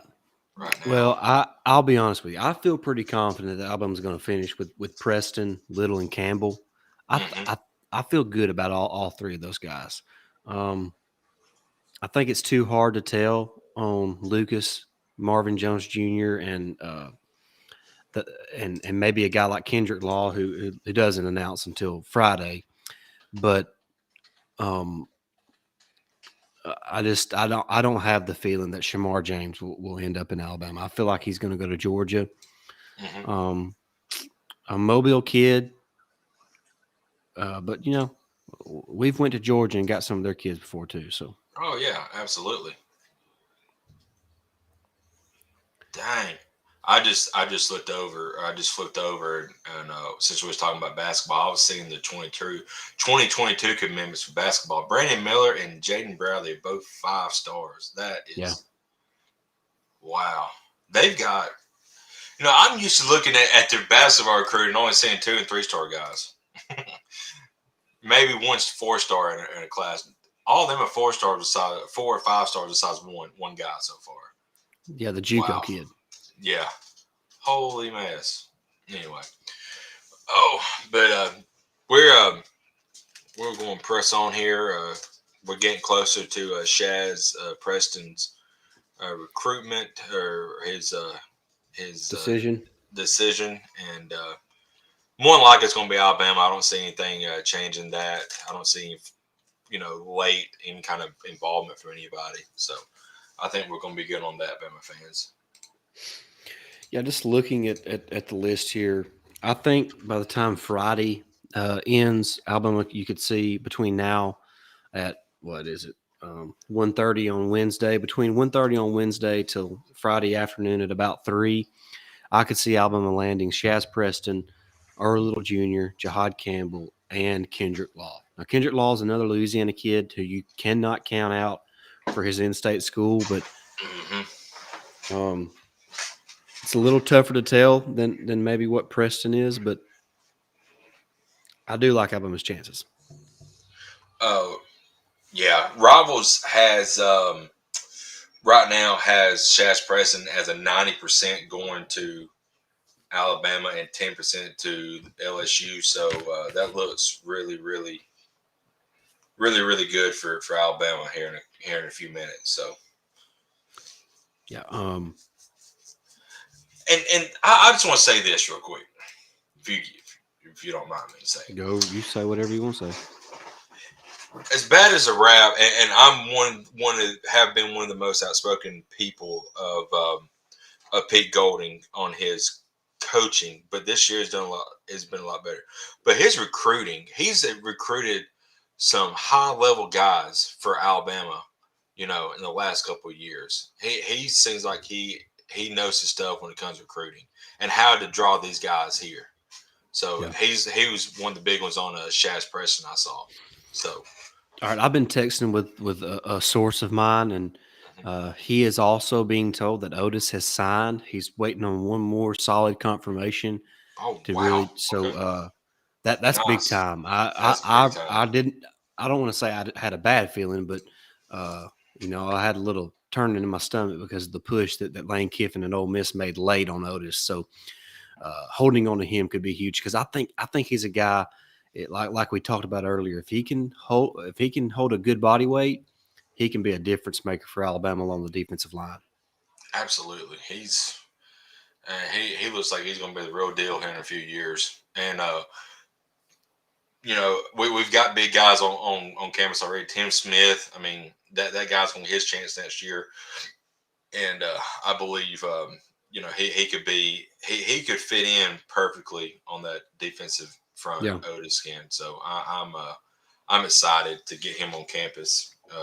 So or your sources are you know Yep. 9 out of 10 times are correct. So man, I can't I'm glad to have that you know that pretty much confirmed because like you said I man Lane Kiffin wanted him real bad, and you saw the last like 6 months he visited the campus 3 different times and was a part of their I think a camp down there just a few short weeks ago. So, but One thing that our buddy uh, Stephen Willis mentioned is that there's really not a lot of drama around Ole Miss here on the early signing day. So mhm. um, uh, that's really surprising because there's always drama around Lane Kiffin. Yeah. Oh, Lane, don't ever change, man. I love Lane. He's so you know.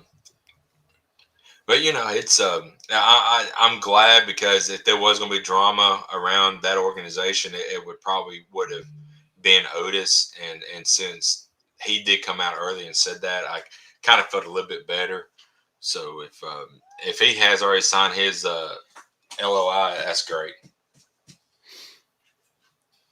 Just a reminder, the chat is open. We'll be live for around another 30 minutes or so until Shaz Preston makes his official announcement. So the chat's open. Jump in there. Let us know your thoughts, questions, concerns, whatever it is.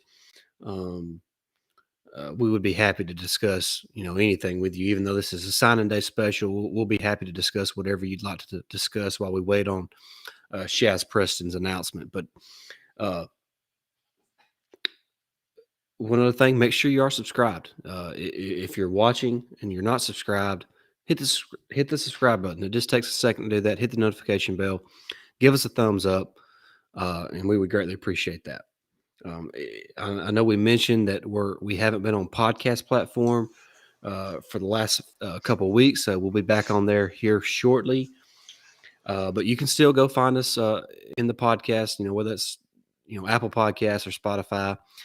If you do Apple Podcasts, go down there, leave us a 5-star written review. I don't care what the written review says, but make sure you leave us a 5-star written review.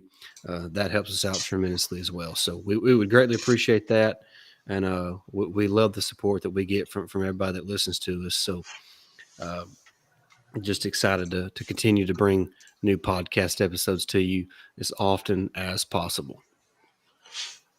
Absolutely, man. according to the CBS Sports, the next guy up before Shaz, Derek Moore, he's up here at 145.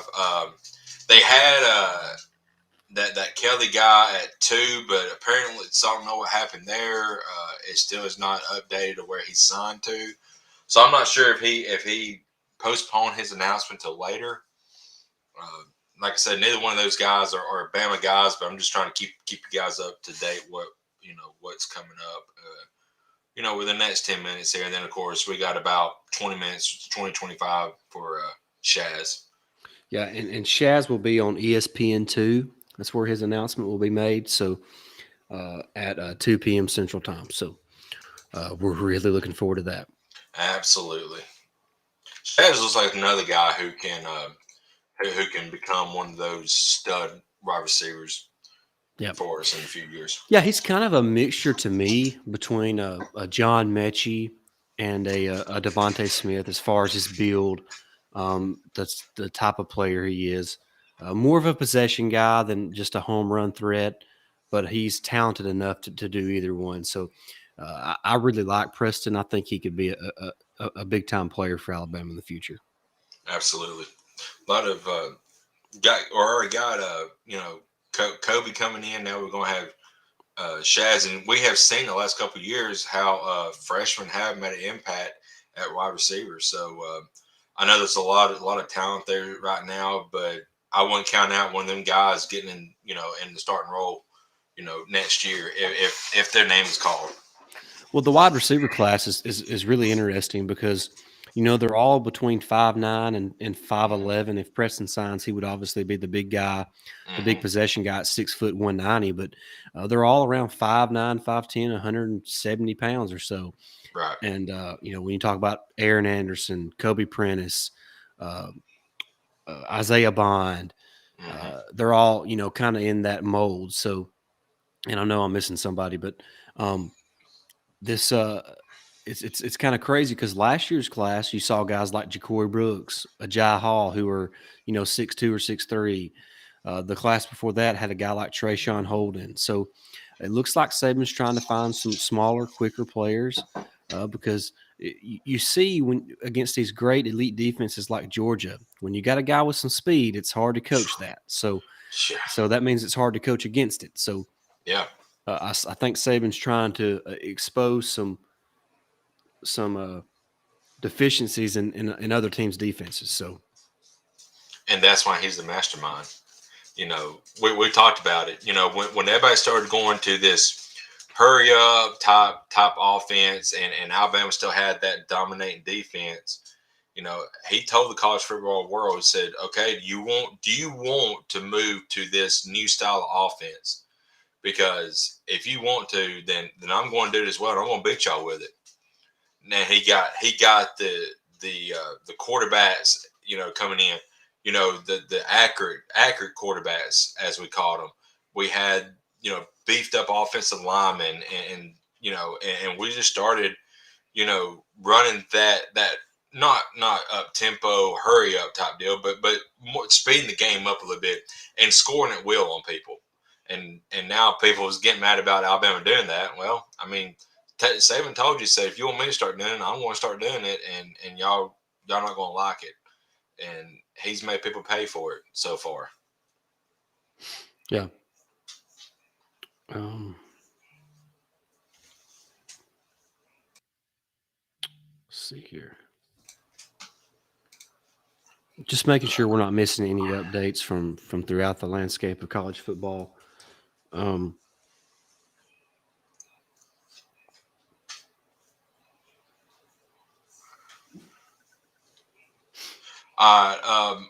Apparently, Malik Kelly has postponed his commitment because now it's not even showing up on their board. He isn't, so I'm not sure what happened there. So that I don't even know who he was intending to go to. Yeah, not really sure. It's hard enough to keep up with the guys who are interested in Alabama, much I less. know for sure. Yep. let's see.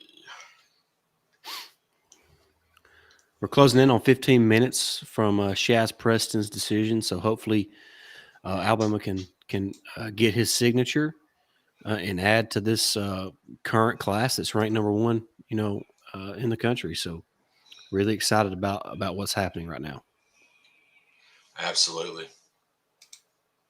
All right, let's see. Getting getting closer to Shaz's time, and man, I'm and then of course like we still got some guys later on this evening, um, but there's still time for Alabama to land a couple more guys Yep. outside of Preston. So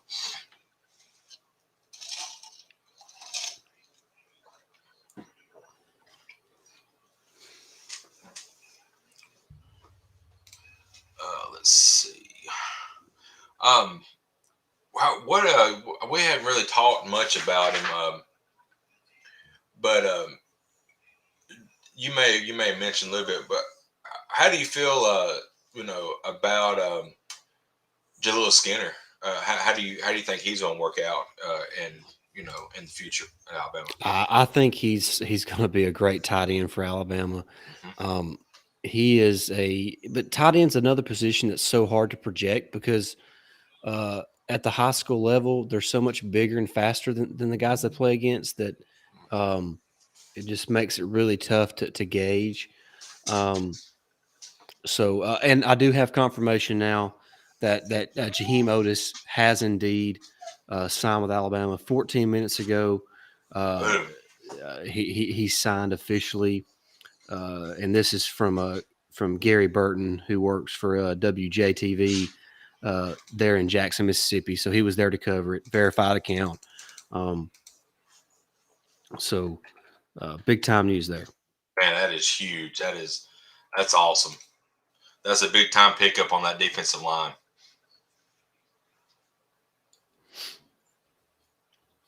I just can't believe nobody hadn't been put out yet. But you said that was just 14 minutes ago when he Correct. did. When Okay. he tweeted that, it was 14 minutes ago.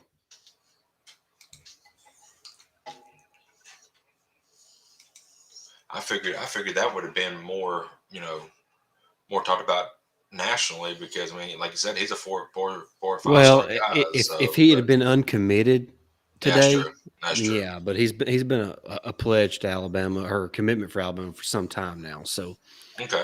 that would be why he didn't receive a lot of national recognition leading up to his his signing. Just looking at a few things. Don't see anything major coming down the pipeline at this moment.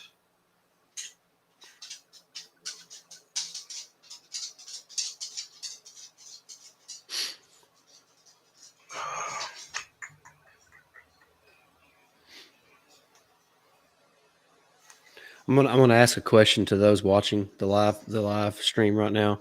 Is there Mhm. anybody that is not an Alabama fan that's watching right now? This is a good question. I'd like to know.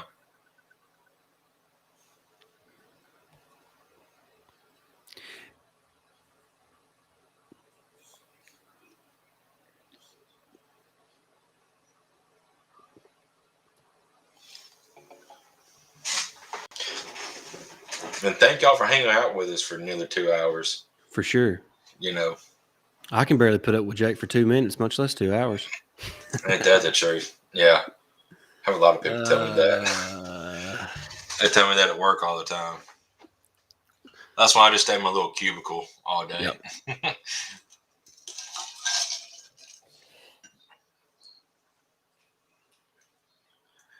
I figure once everything gets processed, the Alabama football Twitter account will have talk about Otis on there, and it Well, ain't shut up yet. So what I'm betting has happened is I bet he did send his signed letter of intent early this morning, but he just held his kind of ceremony this afternoon, so yeah, people at school could be there and all that type of stuff. So yeah, I that's a good imagine point. that's probably what happened. So they're probably just waiting. The school Alabama was probably just waiting for that to officially happen before they release their graphic, announcing him as one of their signees.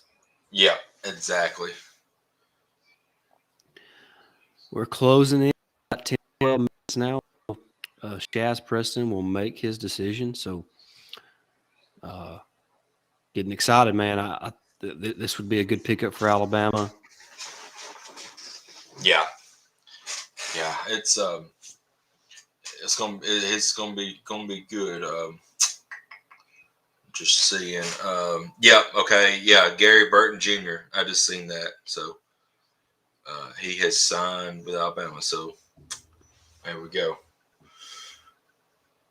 I'm starting to see it more now. So yes, it is. It is official.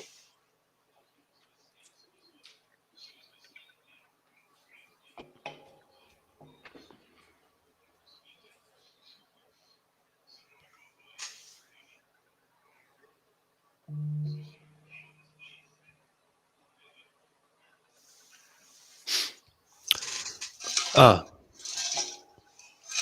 as we anxiously await Shaz Preston. Um, Mhm. Jake, let's talk for a few minutes about just a quick look at Cincinnati and what you think might happen there in the Cotton Bowl Classic. Yeah. Um, you know, if Alabama plays their game, they're going to steamroll Cincinnati. Cincinnati's got a good team, but I mean, honestly, have they played anybody that is a top caliber as Alabama? I don't think Notre Dame is that team, and I know they beat them. But Alabama's a different animal when they're playing their game, and we saw that just a few weeks ago. Um, I can see Cincy keeping it close, maybe the first quarter and a half, and then maybe by halftime, starting the third quarter, Alabama just starts rolling away with it. But I can also see Alabama taking the ball and destroying them from the get go. I just don't think Cincy has seen the speed and seen the players like Alabama has. I mean, I know they hadn't seen anybody with JMO's speed at all this year. No, So they hadn't seen JMO, so they hadn't seen anybody with yeah, his kind of speed yet. exactly. So how did like you said, you can't coach somebody to cover a guy who can outrun your defense. So Right, right. I mean, unless you leave, but I mean, we saw it in the Georgia game. They tried to leave a safety over the top on him. He still outran the safety and the corner Yeah. on that touchdown pass. So I mean, once he gets past you, and he's got, and now Mac is not Mac, but Bryce is throwing an accurate, deep ball. It could get ugly early. Now I'll say this: that Cincinnati has a couple really good corners, They do. uh, so that's going to be an interesting matchup because John Mechie's not going to be playing. So Hmm. who is there to kind of play Robin to JMO's Batman? So is it going to be Ja'Cory Brooks? Is it going to be Trayshawn Holding? Is it going to be JoJo Earl, who could possibly be back for then? What do they do with Slade Bolden in the slot? So could we even see a guy like Jaleel Billingsley play more out wide? We've seen him play there several times this season. So I'm anxious to see what the coaching staff does with the absence of John Mechie offensively.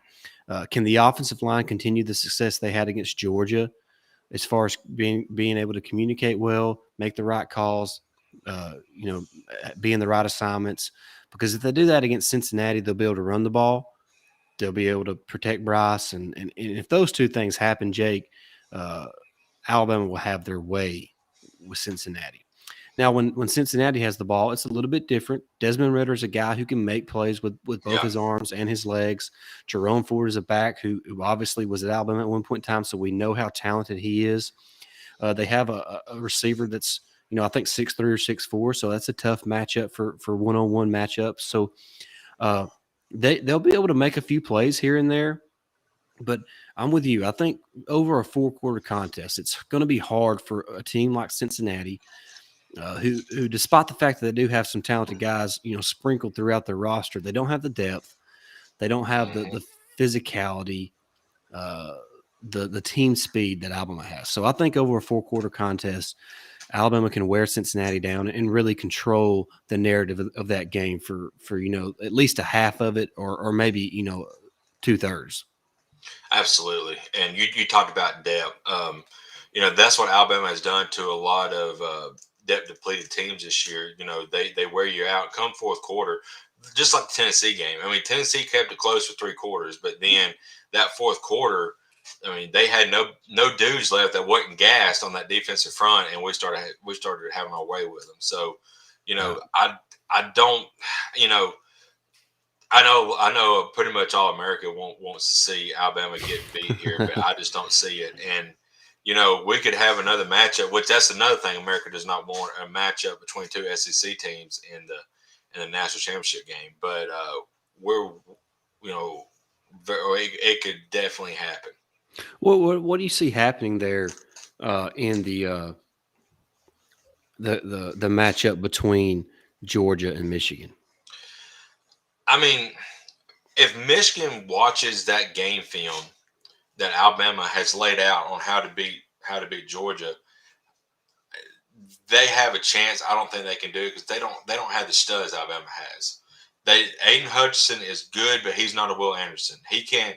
I don't think he's going to be in the backfield or disrupt a play like Will Anderson does every single play. It seems like Will Anderson disrupts every single play.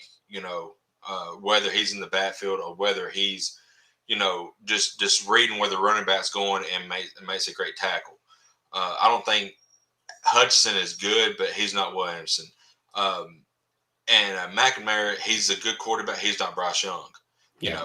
And they do run the ball with some success. So if they can get through the front seven and have success in the secondary, running the ball, getting the second and third level in the second, running the ball, it could become a bad day. But Georgia's just too talented. I think Georgia overall is going to win, and they may win by 14, 17 points.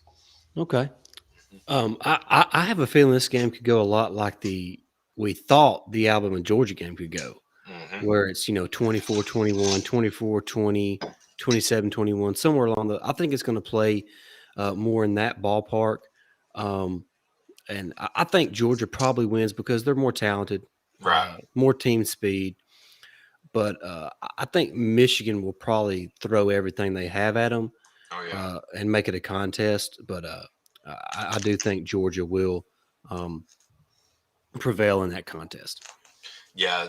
And the New Year's bowls. There's a lot of good. We're gonna have a preview show. A lot of Yeah, good games. To watch. And don't the first like bowl game start here within the next couple of days? Don't they release? Friday, Yeah, Friday, Friday. So Northern that's still Illinois. No, Toledo. I can't. somebody I know. Coastal Carolina. Something. So there's a lot of football to be watched in the next like 3 weeks. So all Yes. leading up to the showdown. More than likely going to be Alabama and Georgia for the national championship again. That's what I'm feeling. Hmm. Sorry, America. Hey, I mean, if you don't want us up there, beat us. It's simple as that. But you can't because you hadn't How yet. how would you how would you feel about a rematch? I mean, I will be fine with it. But my question is, what is Georgia going to? How are they going to adjust? Because what we did, we played our game on the offense. We played a lot better, but it's the same as that. We just finally executed a whole lot better. Offensive line played outstanding. We're gonna have to do that again against them. Hmm. But you know, if we play our game and they make zero adjustments, it's going to end up being 41-24 again. Yeah, I mean, it's I, I just don't see how Georgia can think they're going to win when they're not elite at quarterback Nope. and when they don't have a guy like a Jamison Williams or John Mechie out wide. Look, Right. their tight end is a Yeah. good a tight end as there is in college football, but it's hard if that's your main guy. It's hard to be elite on offense that way. That's So, right. um, I just feel like I mentioned before the SEC championship game, Jake. In these type games, I go with the team that has the elite quarterback. Elite quarterback and the best coach, Yeah, and that's Nick Saban. And you know, By the way, speaking of Georgia, and if there's any Georgia fans watching, I'm sorry, but my goodness, Devontae Smith was known as the Slim Reaper for the last 5 years. They sign a guy today, and their Twitter people over at Georgia call him the Slim Reaper. I mean, um, like, good grief, when does it stop? right, copycats. I mean, Kirby trying his best to beat Saban, trying to beat him too, and he can't do it. And I think that's what Georgia's downfall is. Kirby wants to beat Saban so bad, and he just gets goofy with some of his play calls in the game. I mean, we seen the 4th and 11 play, stuff like that. It's just, he just wants to beat Saban so bad, and that right there is his downfall. He don't. I guess that's a good passion and drive to have, but it's not working right now because Saban's beat him on and what the last 4 or 5 occasions they played against each other. Last Right, four, I think. right. So we're right here at Shaz. Of course, it'll probably be about 10 minutes after, you know, because Yeah, they Shaz they Preston should be coming up any moment now on ESPN2. That's where I told he was going to be committing at. So uh, we're keeping an eye on that. So we'll see what happens there. Currently, they're showing Steph Curry and how he passed Ray Allen for the most 3-pointers made in NBA history. So that's pretty I neat. I don't think anybody. I mean, Curry's like 31, He 32. he's done it in almost half as many games as it took Ray Allen. Yeah. And I mean he's still got potentially 4 or 5 more years left. I don't think anybody's Oh, going to break that record because I mean he's still going to shoot threes from Egypt to make them. You know. yeah. I mean, I think he's probably 30, ain't he? 32 Yeah. So I mean, yeah, he's still got 4 to 5 years of playing time, maybe of, more. of of good basketball left in him, probably Yeah. because he's in good shape. Right. I don't know if that won't ever be broken. I didn't think anybody was ever going to break Ray Allen's record, but he come Right. on the scene and you know Unreal. And it's a it different is. era. It's a different era, but It he's is.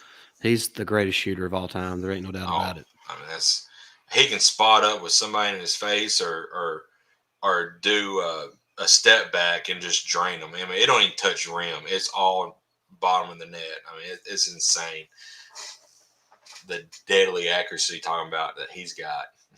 Hey, you want to talk about the Clash rankings? How about Missouri and Eli Drakewitz? I mean, Man, they're top 10, top 12 in I the don't know. country. That's That's that shocking. that's insane. And they only won what 6 games this year. Yep. Well, they got a bowl game, so they could potentially win 7. But you know, I think Kentucky's had a really good class.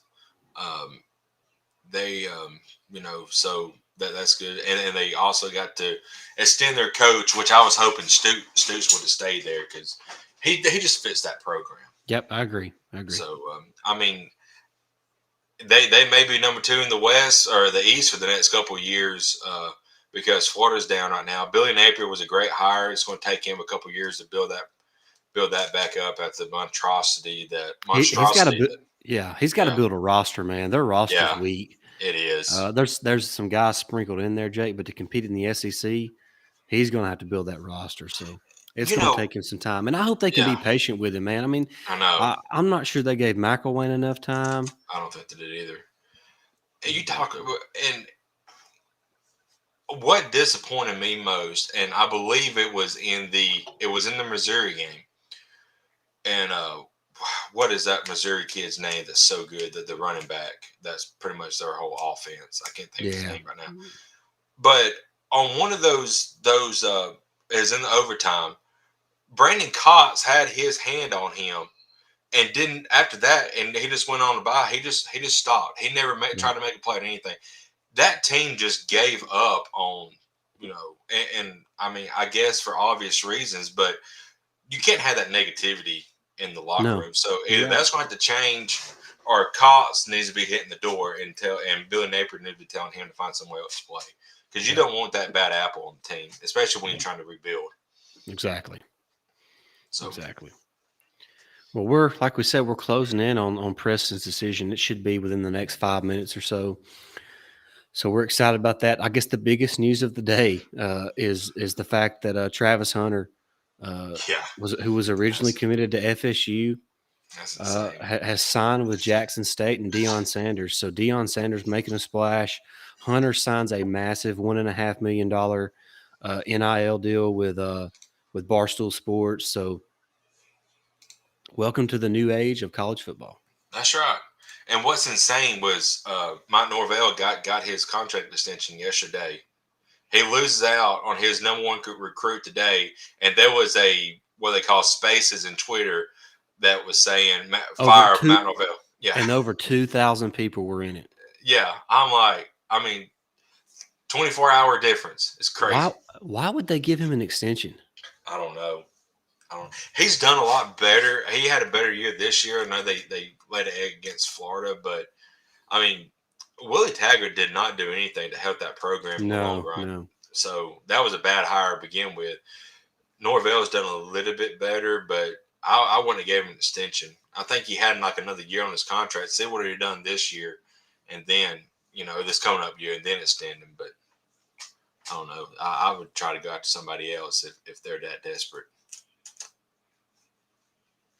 And again, maybe they thought the extension would help keep Hunter Hunter. there Yeah. too. I don't know, but maybe there's a lot of rumblings that we hadn't heard about since we're not in that circle that he was thinking about committing elsewhere and Yeah. decommit from them. So who knows? But you was talking about the new age of football. I mean, you can almost go to a recruit now. Back 20 years ago, you couldn't do this. Now you can and say, "Here's your blank check. How much? What is it going to take to get you to come to University of Colorado or Right. University Yeah. of USC, Alabama?" You Yeah. know, I just don't. I mean, it is what it is now. I know a lot of people was happy about it because we're going to finally get a new college football game, but I just don't know how it's going to work out in the long run. I mean, you're going to have the number one recruits go to small schools like that. But Well, uh, you know, uh, I tell you, look, I want the kids to be able to get paid for name, image, and likeness. But right, I mean, you opened up a can of worms when this happened. So right, yeah, I mean, yeah. play stupid games, you win stupid prizes. Oh yeah. I mean, if you can buy their jersey, they ought to be able to get something. And we've been buying jerseys for years, Yeah. and they haven't been able to get anything. So, But see, and that's fine. But where does it end? right, exactly. Where does it end? It doesn't look like there's no end into it now, right now. Yeah.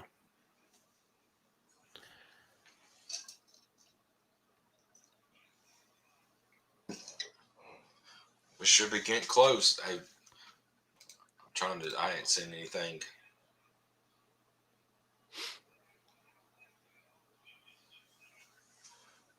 Not seen anything new come up. By the way, Mhm. while I'm here, YouTube TV is having a dispute with Disney, which means that if Friday it doesn't get fixed up, I will not have ESPN and Disney and all that anymore. So Uh if somebody from YouTube TV is watching this, get your act together and get that fixed, oh. or Yeah, you're going to lose millions of customers. yeah. There's Ain't that literally the truth? probably 20 to 25 people at my work that have YouTube TV, and every one of them says I'm dropping it if they drop ESPN. What's the dispute about? Just, I'm sure it's over money, Jake. Mm, that's true. Well, Shaz Preston is about to make his announcement. He has Georgia, LSU, Southern University, and Alabama, and looks like another hat on there on the table, maybe Texas. So, fixing to find out where Preston will be headed. So, uh, anxious to see where he picks. As soon as he makes his decision, we'll chat about that for a couple minutes, and then we're going to ease our way on out of here. Yeah, probably more than likely going to be Alabama, but I don't foresee anything changing within the Roll next Tide. 5 minutes. Roll Tide. So Oh yeah, Shaz Preston will be signing with the University of Alabama. ESPN has him as the number 3 wide receiver, number 15 overall prospect. Big time there for the Crimson Tide. The rich continue to get richer. Super excited to have him in part of the class. absolutely. We talked about he could make an immediate impact along with Kobe Prentice. Big pickup. Maybe he's the next one to come in, but we still got a few more here in a couple hours. But we won't be here that long. But great to get him, and what a way to end the show, That's having right. Shaz Preston commit. Yeah, we had really good bookends at the start of the show. We got the commitment from Curtis Perry. We end the show with the commitment from Shaz Preston. So really good show. Appreciate everybody watching. Stay tuned to to to Get that different one in. to guys. Earl Jr. making his announcement at 3 p.m. Jahad Campbell at 3:15. A couple other guys to listen to watch out for is Anthony Lucas at 3:30. Shamar James at 5 p.m. So make sure you're tuning into all that. We appreciate everybody watching for this 2-hour live stream of National Signing Day. We're going to hit the road now. We appreciate everybody watching. Roll Tide. Roll Tide.